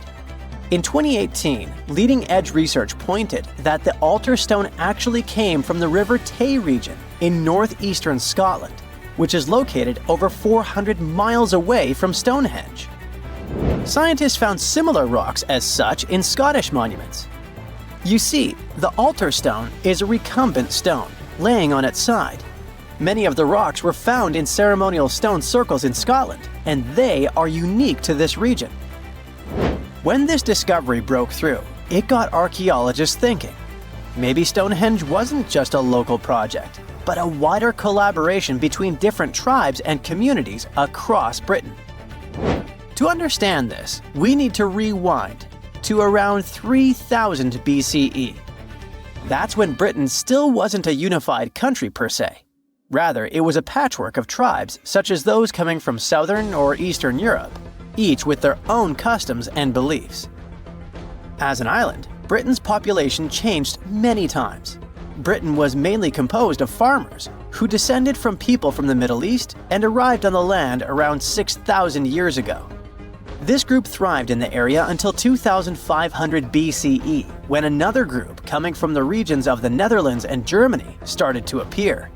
These ones, also known as the Beaker people, were responsible for the large population turnover that Britain experienced during the Neolithic period and the years that followed. The beakers were called so because of a specific type of pottery they used to make and bury their loved ones with after their passing. It's possible that the original dwellers of the land didn't like it that their land was being repopulated. And what researchers suggest is that Stonehenge was this attempt to reunite the original Neolithic farmer population and regain some type of identity control over their land. They would have invested a lot of time and energy in bringing the altar stone all the way down from Scotland, without the help of wheel technology, for example. You see, the wheel had already been invented in Lower Mesopotamia, but since there was no Wi-Fi at the time, the Brits weren't aware of this technology until much later on. This whole territorial crisis could have driven locals to use their resources to move the altar stone to Salisbury Plain in England, in order to reunify the land. You see, Stonehenge wasn't built in one go. Its history dates to around 3000 BCE. That's when the monument was just a circular ditch and bank, known as a henge. Inside, they placed wooden posts and possibly totem-like carvings. This version of Stonehenge wasn't about rocks yet. It was more of a ritualistic place and possibly a final resting place. They found several cremation pits from this period, making it the oldest resting place in all of Britain. It was only around 2600 BCE that the blue stones came around.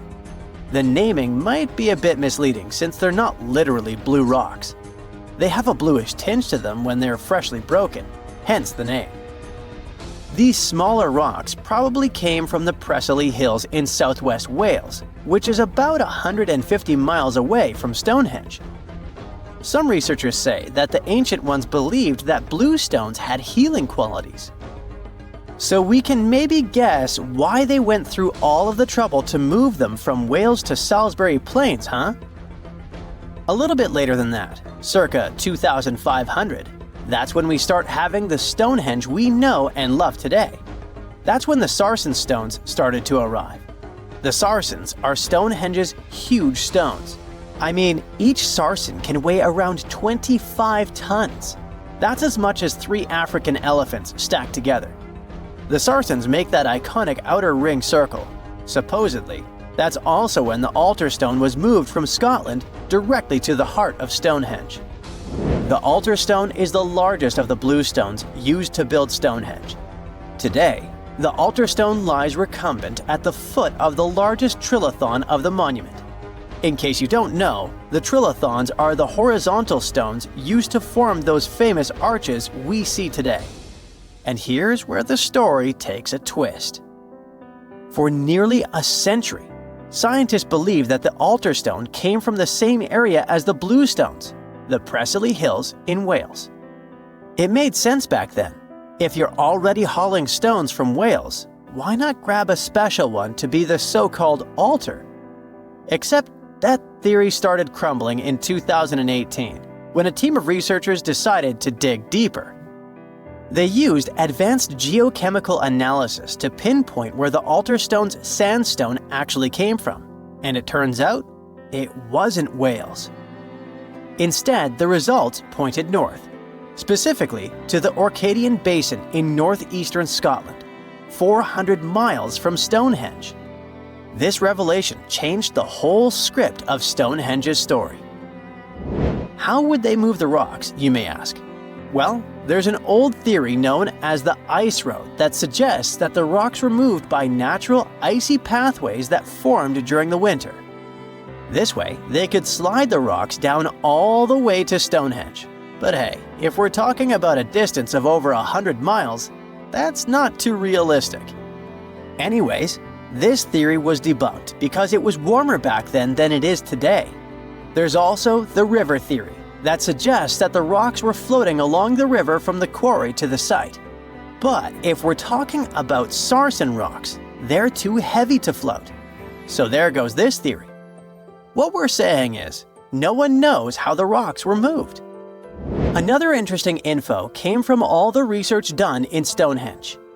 A recent laser survey of the stones revealed the different stone working methods used and has shown that some parts of the monument were more carefully finished than others. In particular, the northeast side and the inner faces of the central trilithons were finely dressed. FYI, a trilithon is one of Stonehenge's most famous shapes. It's when two huge monoliths receive a third one on top of them, connecting the two together. This fancy word is just Greek for having three stones.